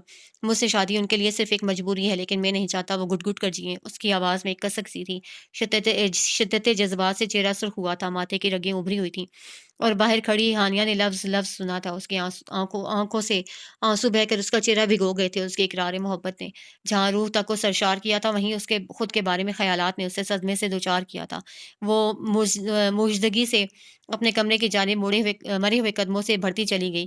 महर ने उसे देखकर ताज्जुब से सर हिलाया। शाज़िर जैसे सेंसिबल बंदे से उन्हें इस हमाकत की तवक्को नहीं थी। इधर देखो मेरी तरफ। उसका गाल पर हाथ रखकर उसका रुख अपनी जानिब किया। किसने कहा ये मजबूरी का सौदा है? मोहब्बत तो अपने वजूद का एहसास खुद कराती है, फिर तुम कैसे उसकी चाहत से अनजान हो मेरी जान? उनके मतानत से कहने पर वो हैरत ज़दा उन्हें देख रहा था, जिसे उन्होंने जाँच लिया था। इतने हैरान क्यों हो रहे हो? सच कह रही हूँ मैं। उसकी मोहब्बत को समझौते का नाम देकर उसके सच्चे जज़्बों की तज़लील तो मत करो। वो उसे यकीन दिला रही थी, जब इन आँखों में वहशत सी आग समाई थी। प्लीज़ मामा, यूँ झूठे दिलासे तो मत दें। उनका हाथ अपने गाल से आहिस्तगी से हटाता वो खफ़ा हुआ था। महर को उसकी इस हठधर्मी पर अब की बार ताव आया था। मैं क्यों दूँगी झूठे दिलासे? मैं तुम दोनों को खुश देखना चाहती हूँ, ना कि किसी ज़बरदस्ती के बोझ तले दबे हुए। और तुम खुद अपनी और उसकी खुशियों की राह में रुकावट बने खड़े हो। वो उसे लताड़ रही थी और वो नाराज़गी से उन्हें देखता नालान नज़र आ रहा था। ऐसे मत देखो, पिछले डेढ़ हफ़्ते हफ़्ते से देख रही हूँ, तुम्हारे मिज़ाज ही नहीं मिलते। हानिया किस तरह तुम्हारे लिए खुद को हलकान किए रखती है, तुमसे जुड़े हर काम को करते। उसके चेहरे पर ऐसी चमक होती है जैसे दुनिया फ़तह कर ली हो, तुम्हें देखकर खिल सी जाती है। पैरों बैठकर मुझसे तुम्हारे बचपन की बातें पूछती है। इसे समझौता करना कहते हैं। मोहब्बत करती है वो तुमसे पागल, और वो भी बेइंतहा। तुम ही आँखें गिरवी रखे हुए हो, कुछ दिखाई नहीं देता। किसी मुखलिस दोस्त की तरह डाँट कर तो कभी मुलायमत से उसे समझाती, वो उसके दिल पर बंधे एक बदगुमानी की गिरें खोलती जा रही थी। वो मुतहैयर सा गूँग बैठा था। तमाम एहसासात मुंजमद से हो गए थे। ज़हन में उसका उदास चेहरा गर्दिश कर रहा था, तो कभी उससे बात करने की कोशिश करती, चेहरे पर नरम सी मुस्कान लिए दिखाई दे रही थी। صرف ایک بار اپنی آنکھوں پر بندھی یہ خود ساختہ بدگمانی کی پٹی ہٹا کر دیکھو شاذر، ہر منظر بہت صاف دکھائی دے گا۔ ابرار سے اس کی منگنی ہوئی تھی، جو کچی ڈور سے بھی نازک سا تعلق ہے، مگر تم سے وہ نکاح میں بندھی ہے بیٹا، جو دو اجنبیوں میں بھی روح کا رشتہ قائم کر دیتا ہے۔ اس کا ہاتھ نرمی سے تھپ تھپا کر وہ پیار سے کہہ رہی تھی، اور وہ معاف ہوئے ذہن سے کچھ سمجھنے اور کچھ نہ سمجھی کے اسی کیفیت میں ڈوبا انہیں دیکھ رہا تھا۔ مہر کے کمرے سے نکل کر وہ ٹیرس پر آ گیا تھا۔ موسم بدل رہا تھا، ماحول میں خنکی سی چھائی ہوئی تھی، مگر اسے حبس کا احساس ہو رہا تھا۔ ٹیرس پر کھلی ہوا میں آ کر اب وہ مہر کی کچھ دیر پہلے کہی باتوں کے زیر اثر سوچوں کے مختلف تانے بانے بن رہا تھا۔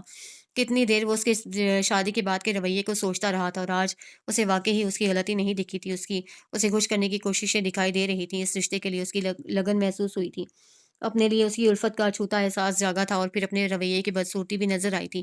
محبت کا دعوے دار تو وہ تھا، پھر کیسے اس کے حال دل سے انجان رہا تھا۔ نہ جانے کتنی بار اس کا دل توڑنے کا ہتھیار بن بیٹھا تھا۔ تعصب کے ساتھ ندامت کا حصار بھی اس کے گرد بندھا تھا۔ تھک کر کمرے کی راہ لی تھی، جو ہی دروازہ کھول کر وہ اندر داخل ہوا تھا، نظر بیڈ پر بیٹھی اس دشمن جہاں پر پڑی تھی، جو آہٹ پر نگاہ اٹھا کر اس کی جانب ہی دیکھ رہی تھی۔ اپنے پیچھے دروازہ بند کرتے وہ ٹھٹکا تھا، متورم آنکھیں، سرخ ہوئی ناک اور آنسوں سے تر چہرے پر ڈھیلی سی چوٹی سے نکل کر چپکی چند لٹیں۔ دوپٹہ بے دھیانی سے ایک طرف جھول رہا تھا۔ وہ متوحش سا آگے بڑھا تھا۔ کیا ہوا ہانیہ؟ آپ ٹھیک تو ہے نا؟ اس کا فکر مندانہ سا انداز اس کے آنسوں میں مزید روانی لے آیا تھا۔ شاذر پریشان سا اسے کچھ ہی فاصلے پر بیڈ پر بیٹھا رخ اس کی طرف موڑ گیا تھا۔ ہانیہ پلیز کوئی تکلیف ہے تو بتائیں، اس طرح روئے کیوں جا رہی ہیں؟ اسے لگا تھا اس کی طبیعت خراب ہے شاید۔ وہ بے بسی سے اسے روتا دیکھ رہا تھا، اور یہ رونا دل پر بڑا گراں گزر رہا تھا۔ اس کی بات سن کر وہ بل کھا کر رہ گئی۔ پانیوں سے بھری جھیل آنکھوں سے اس بے دردی کو دیکھا تھا، جو درد بھی خود دیتا تھا اور پھر انجان اتنا تھا کہ وجہ جاننے پر بھی بضد تھا۔ اسے لگا تھا پہلی بار وہ اس کے سامنے اپنا ضبط کھو دے گی۔ تکلیف مجھے نہیں، آپ کو ہے، میری ذات سے، مجھ سے جڑی ہر بات سے۔ آپ ہوتے کون ہیں میرے بارے میں اس طرح سے سوچنے والے؟ خود ہی مفروضے قائم کیے اور خود ہی ان کی تصدیق بھی کر ڈالی۔ مجھ سے پوچھنا تو درکنار، ایک بار بات کرنا تک گوارا نہیں کیا۔ وہ غصے سے جیسے بھری بیٹھی تھی، بس موقع کی تلاش میں تھی، اور یکدم کسی بپری ہوئی شیرنی کی طرح دھاڑتی بات کرتے ہوئے بیڈ سے اٹھ کھڑی ہوئی تھی۔ اس کا چہرہ بھلے تر تھا، مگر لفظوں میں کہیں نمی کا شائبہ تک نہ تھا۔ مضبوط متوازن لہجہ، سارا وجود غم و غصے کی شدت سے ہانپ رہا تھا۔ شاذر پھٹی بے یقین آنکھوں سے اس کا یہ مرنے مارنے والا روپ پہلی بار دیکھ رہا تھا۔ لمحے کے 1000ویں حصے میں اسے احساس ہوا تھا وہ اس کی اور مہر کی باتیں سن چکی ہے۔ گہرا سانس خارج کرتے اسے اپنے اعصاب کو ڈھیلا چھوڑا تھا۔ ہانیہ میری بات سنو پلیز، بیٹھ جاؤ آرام سے، ہم اس بارے میں بات کر لیتے ہیں۔ خود کو پرسکون کرتا وہ مفاہمت کے انداز میں ہاتھ کھڑے کرتے ایک پل میں آپ سے تم تک کا سفر طے کرتے اسے دیکھتا کہہ رہا تھا، جو شعلہ بار نظروں سے گھور رہی تھی۔ نہیں شاذر حیات، شادی کے بعد سے لے کر آج تک میں صرف آپ کی ہی سنتی آئی ہوں، یہ سوچ کر کہ آپ کو اس رشتے کو قبول کرنے کے لیے وقت درکار ہے۔ یہ سب جتنا اچانک ہوا ہے، آپ کو سنبھلنے کے لیے موقع نہیں ملا، اور میں آپ کو وہی سپیس دے رہی تھی۔ کتنی بے وقوف تھی، میں جان ہی نہیں پائی کہ آپ کے تو ذہن و دل میں کچھ اور ہی چل رہا ہے، کچھ اور۔ بری طرح ضبط کھوتی ہچکیوں سے روتی وہ زمین پر دو زانو بیٹھتی چلی گئی۔ شاذر سے کچھ دیر بھی اس کا یوں رونا بلکنا برداشت نہیں ہوا تھا۔ اس لڑکی کو اس نے خود سے بڑھ کر چاہا تھا۔ وہ اس کی آنکھ میں ایک آنسو دیکھنے کا روادار نہیں تھا۔ کجا ان آنسوؤں کا باعث بننا، خود کو لان تان کرتا وہ اٹھا تھا، اس کے پاس جا کر جھکتے اسے دونوں شانوں سے تھام کر مقابل کھڑا کیا تھا۔ نمکین پانیوں سے لدی وہ پلکیں اور بھیگے ہوئے گال، کبھی وہ چہرہ اس کے لیے ایک خوبصورت خواب ہوا کرتا تھا، جو قدرت کی مہربانی سے آج حقیقت کا روپ دھارے اس کے مجسم روبرو کھڑا تھا۔ نرمی سے اس کے گرد بازو کا حصار کھینچتے اس کے کانپتے وجود کو خود سے لگایا تھا، اور وہ اس کے شانے پر سر رکھے آنسو بہاتی اس کی شرٹ کو مٹھیوں میں بھیج گئی تھی۔ آپ نے غلط کیا شاذر، صرف ایک بار تو مجھ سے بات کی ہوتی، مجھ سے پوچھا تو ہوتا۔ دنیا کا ہر قانون ملزم کو سزا سنانے سے پہلے صفائی کا ایک موقع دیتا ہے، آپ نے تو مجھے یہ حق بھی نہیں دیا۔ وہ لڑ جھگڑ کر تھک گئی تھی، شائدین سرگوشی میں روندھی ہوئی آواز کے ساتھ وہ اس کی پناہ میں کھڑی اسی کے مظالم پر شکوہ کناں تھی۔ اس کے اتنے مان بھرے انداز نے شاذر کے دل کی دنیا اتھل پتھل کی تھی۔ نرمی سے اسے خود سے الگ کرتے اس کا من لبھاتا چہرہ دیکھا تھا۔ روح روشن پر آئی چند آوارہ لٹیں جو کچھ دیر پہلے کی طوفانی بارش میں اس کے گالوں پر چپک گئی تھیں، انہیں احتیاط سے پیچھے کرتے اپنے لبوں کی پہلی مہر اس کی بے داغ پیشانی پر ثبت کی تھی۔ ہانیہ نے آنکھیں بند کر کے دل کی گہرائی تک اس لمس کی مہربان تاثیر کو اترتا محسوس کیا تھا۔ محبوب کی ایک نظر التفات سے ہی دل کی وادی میں آگے سبھی خفگی اور ناراضگی کے خاردار کانٹے یکدم نکلتے چلے گئے تھے۔ اب وہاں اس کی چاہتوں کے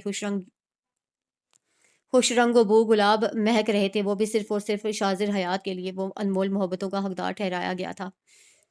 اگر اس وقت پوچھ لیتا تو پھر یہ کیسے پتہ چلتا کہ مجھ سے کترائی کترائی سی رہنے والی ہانیہ منصور حیات مجھ سے دیوانوں کی طرح عشق کرتی ہے، اس کا چہرہ ہاتھوں کے پیالے میں لیے وہ شرارت سے پر انداز میں کہہ رہا تھا، دل کی دنیا میں سے غلط فہمی اور بدگمانی کے بادل چھٹے تھے تو خوشگواریت کا احساس رگو پے میں تمانیت کے لہر دوڑا گیا تھا۔ کچھ دیر پہلے غصہ کرتی لڑتی اور پھر محبت بھرا شکوہ کرتی ہانیہ اسے بنا اعتراف محبت کیے ہی اسے جیت گئی تھی۔ رویے ہمارے کہے الفاظ سے زیادہ اثر پذیر ہوتے ہیں، بس انہیں محسوس کرنے والا دل ہونا چاہیے۔ جی نہیں، کسی خوش فہمی میں مت رہیے گا۔ آپ سے محبت ہانیہ منصور حیات نے نہیں بلکہ ہانیہ شاہ زر حیات نے۔ اس کے ہاتھوں کو آہستگی سے جھٹک کر وہ تڑق کر کہتی، اس کی تصحیح کر رہی تھی، جب اس کی پرشوق جذبے لٹاتی آنکھوں کی بڑھتی چمک اور ہونٹوں پر کھلتی فاتح مسکراہٹ نے اسے یکدم خاموش کروا دیا تھا۔ کتنے گھننے ہیں یہ اللہ، میں ایویں ہی اتنا معصوم سمجھ رہی تھی، کیسے چالاکی سے خود تو ایک لفظ بھی نہیں کہا اور مجھ سے ببانگِ دہل اظہار محبت بھی کروا لیا۔ وہ جی جان سے خجل ہوئی تھی۔ ہانیہ کا یہ اعتراف اسے اندر روح تک سرشار کر گیا تھا۔ کتنا دل فریب احساس تھا، وہ تہی داماں نہیں رہا تھا، محبت پا کر بھی نامراد نہیں رہا تھا۔ اگر اس نے ہانیہ کو بنا کسی مطلب کے چاہا تھا تو بدلے میں اس کی بے لوث محبت کا حقدار بھی ٹھہرا تھا۔ ایسے نہ صحیح ویسے صحیح، مگر محبت تو کرتی ہونا۔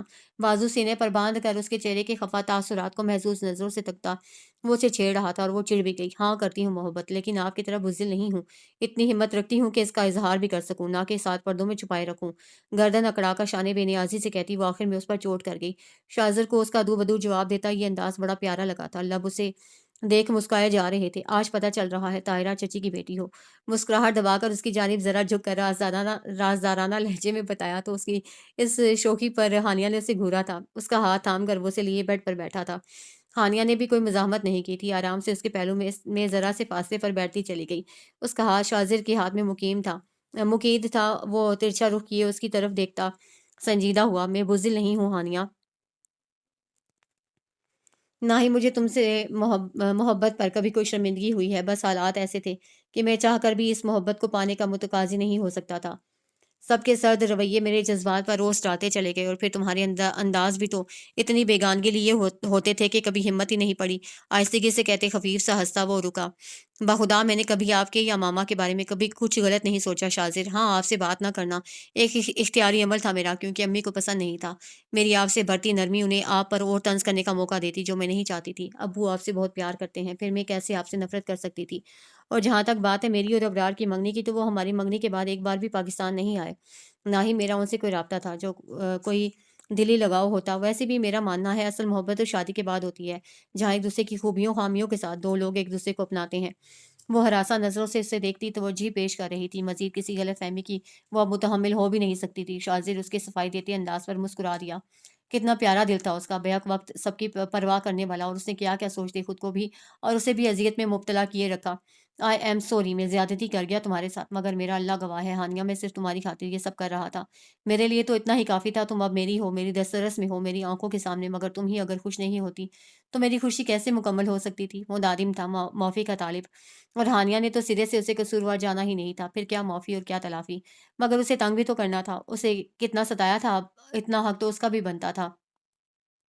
سوچوں گی اس بارے میں، گردن تان کر احسان کیا گیا تھا۔ شاذر سر کو ہلکا سا ہلاتا مسکرا کر ہلکا پھلکا ہو گیا۔ اس کے انداز ناراضگی والے تھے ہی کب۔ ایک بات تو بتائیں، ماما کیسے ملی آپ کو؟ اتنے دنوں سے تجسس تھا یہ جاننے کا، آج پوچھ ہی ڈالا۔ شاذر نے منہ بنا کر اسے دیکھا۔ اچھے خاصے رومانٹک ماحول میں سے یہ پوچھنے کی یاد آئی تھی۔ امریکہ سے واپس آنے کی واحد وجہ یہی تھی، مجھے ماما کو تلاش کرنا تھا۔ پچھلے 2 سال سے یہی تو کر رہا ہوں، ہر وہ جگہ چھان ماری جہاں ان کے ہونے کی ذرا بھر بھی امید تھی۔ ان کی پرانی رہائش گاہ بھی گیا جہاں انہوں نے آنکھ کھولی تھی، مگر وہاں بھی سب نے لا علمی کا اظہار کیا۔ ماما کی شادی کرنے پر ان کے رشتے دار نالان تھے، مجھے بھی خوب خری سنائی سب نے۔ پھر بابا کے ایک دوست کو تلاشا جو ان کے نکاح میں گواہ بھی تھے۔ شادی کے بعد جب بابا کو گھر سے نکال دیا گیا تھا تب بھی خالد انکل نے ان کی بہت مدد کی، مگر مسئلہ یہ تھا کہ وہ بیرون ملک چلے گئے، ان کا پتہ لگنے میں وقت لگ گیا۔ بابا کے جانے کے بعد ماما ان کے پاس ہی گئی تھی اور پھر ان کی توسط سے ہی اس دارالامان میں پہنچی۔ ماما نے جان بوجھ کر ایک چھوٹے شہر کو ترجیح دی تھی تاکہ چاچو ان کو تلاش نہ کر سکیں۔ وہ نہیں چاہتی تھی ان کے لیے خاندان میں کوئی دشواری پیدا ہو۔ آہستہ سی آواز میں سامنے دیکھتے وہ ٹھہرے ہوئے لہجے میں بولتا گیا۔ ہانیہ غور سے اس کا چہرہ دیکھتی وہ پوری توجہ سے اسے سن رہی تھی، جو پہلی بار اس کو یوں اتنا بولتا سن رہی تھی۔ بس یا کچھ اور بھی پوچھنا ہے؟ اب وہ پوری طرح اس کی طرف گھوم کر مڑا، اسے دیکھتا سادگی سے استفسار کر رہا تھا، مگر اس سادگی کے پیچھے چھپی شوخی ہانیہ کو جذبز کر رہی تھی۔ اس نے نظریں جھکاتے نفی میں سر ہلایا۔ گڈ، تو اب ہم اپنی بات کر سکتے ہیں۔ تو کہاں تھا میں؟ ہاں، غلط فہمی بھی دور ہو گئی اور معافی تلافی بھی ہو گئی، تو تھوڑا آگے بڑھیں۔ اس کا ہاتھ ہلکے سے دباتا وہ معنی خیزی سے مسکرایا۔ ہانیہ سر پٹائی تھی۔ کس نے کہا معافی تلافی ہو گئی ہے؟ آپ نے ٹھیک سے سنا نہیں شاید۔ میں نے کہا میں سوچوں گی۔ اس کے ہاتھ سے اپنا ہاتھ نکالتی اس کی اپنے سراپے پر پھسلتی پرشوق جذبوں کا ٹاٹے مارتا سمندر لیے نگاہوں سے وہ گڑبڑا کر اپنا دوپٹہ صحیح کرتی اٹھی تھی۔ شاذر نے بیچارگی سے کان کی لو مسلی۔ چلو معاف نہ کرنا جب تک دل کرے مگر پیار کرنے کا حق تو دے دو۔ بے باک نظریں اسے چھوئی موئی ہونے پر مجبور کر رہی تھیں۔ اسے خفیف سا گھورا۔ کچھ دیر پہلے تک تو جناب کی بیگانگی کی انتہا تھی اور اب شناسائیوں کی نئی تاریخ رقم کرنے کی تیاری میں تھے۔ دل کی بے ربط ہوئی دھڑکن سے گھبرا کر وہ آگے بڑھی تھی۔ شاذر پرسکون سا ٹانگیں نیچے کیے ہی بستر پر لیٹ چکا تھا۔ کہاں چلی؟ جواب تو دیتی جاؤ۔ گردن موڑ کر اس کو نظروں کے حصار میں رکھا تھا جو اب وارڈروب کھولے کھڑی تھی۔ آپ نے کل کے لیے آفس کے کپڑے نکال آپ کے کل کے لیے آفس کے کپڑے نکالنے بنا مڑے جواب دیا۔ اگلا سوال جان بوجھ کر نظر انداز کر گئی۔ چہرے پر گھلے گلال نے ایک اور ہی طرح کی کوس و قزح کے رنگ بکھیر دیے تھے۔ پر میرا تو کل آفس جانے کا کوئی ارادہ نہیں، بلکہ میں تو سوچ رہا ہوں آفس سے کچھ چھٹیاں لے لوں۔ ہنی مون بھی تو ڈیو ہے ابھی، کہیں گھومنے چلتے ہیں۔ کروٹ لے کر کوہنی کے بل لیٹتا، ہاتھ سر کے نیچے رکھے وہ سر اٹھا کر اسے دیکھتا دوستانہ انداز میں بے تکلفی سے منصوبہ بندی کر رہا تھا۔ جی نہیں، مجھے نہیں جانا کہیں بھی آپ کے ساتھ۔ اتنے عرصے بعد سب کے دلوں کی کدورتیں ختم ہوئی ہیں۔ یہاں رہ کر زیادہ مزہ آئے گا نہ کہ کہیں جا کر آپ کے ساتھ بور ہونے میں۔ بے مقصد کپڑے الٹ پلٹ کرتی وہ خود کو مصروف ظاہر کرتی، اسے چڑانے کی غرض سے کہہ رہی تھی۔ وہ اس کی جھجک سے لطف اندوز ہو رہا تھا۔ بے وجہ کی یہ بحث اسے مزہ دے رہی تھی۔ خود سے ہی اندازے تو مت لگاؤ۔ بور تو بالکل نہیں کروں گا۔ ہاں آزمائش شرط ہے۔ اچھا پاس تو آؤ۔ اتنے دور سے شاید تمہیں میری بات ٹھیک سے سمجھ نہیں آ رہی۔ معنی خیزی سے کہتا وہ چہرے پر بڑی جاندار سی مسکراہٹ لیے ہاتھ آگے کیے اسے پاس آنے کی استدعا کر رہا تھا۔ الماری کا پٹ بند کرتے ہانیہ کی پلکیں ان گلنار آرزوں پر لرزی تھیں۔ شرمگی مسکان کے ساتھ وہ چھوٹے چھوٹے قدم لیتی اس کی طرف بڑھی تھی جو منتظر تھا۔ ہر بڑھتا قدم ان کے درمیان موجود دوری کو مات دے رہا تھا۔ محبت اس پر مہربان ہوئی تھی تو ناشکری کی مرتکب وہ بھی نہیں ہوئی تھی۔ کچھ دیر سے ہی صحیح محبت اپنا آپ منوانے میں فتح یاب ہوئی تھی۔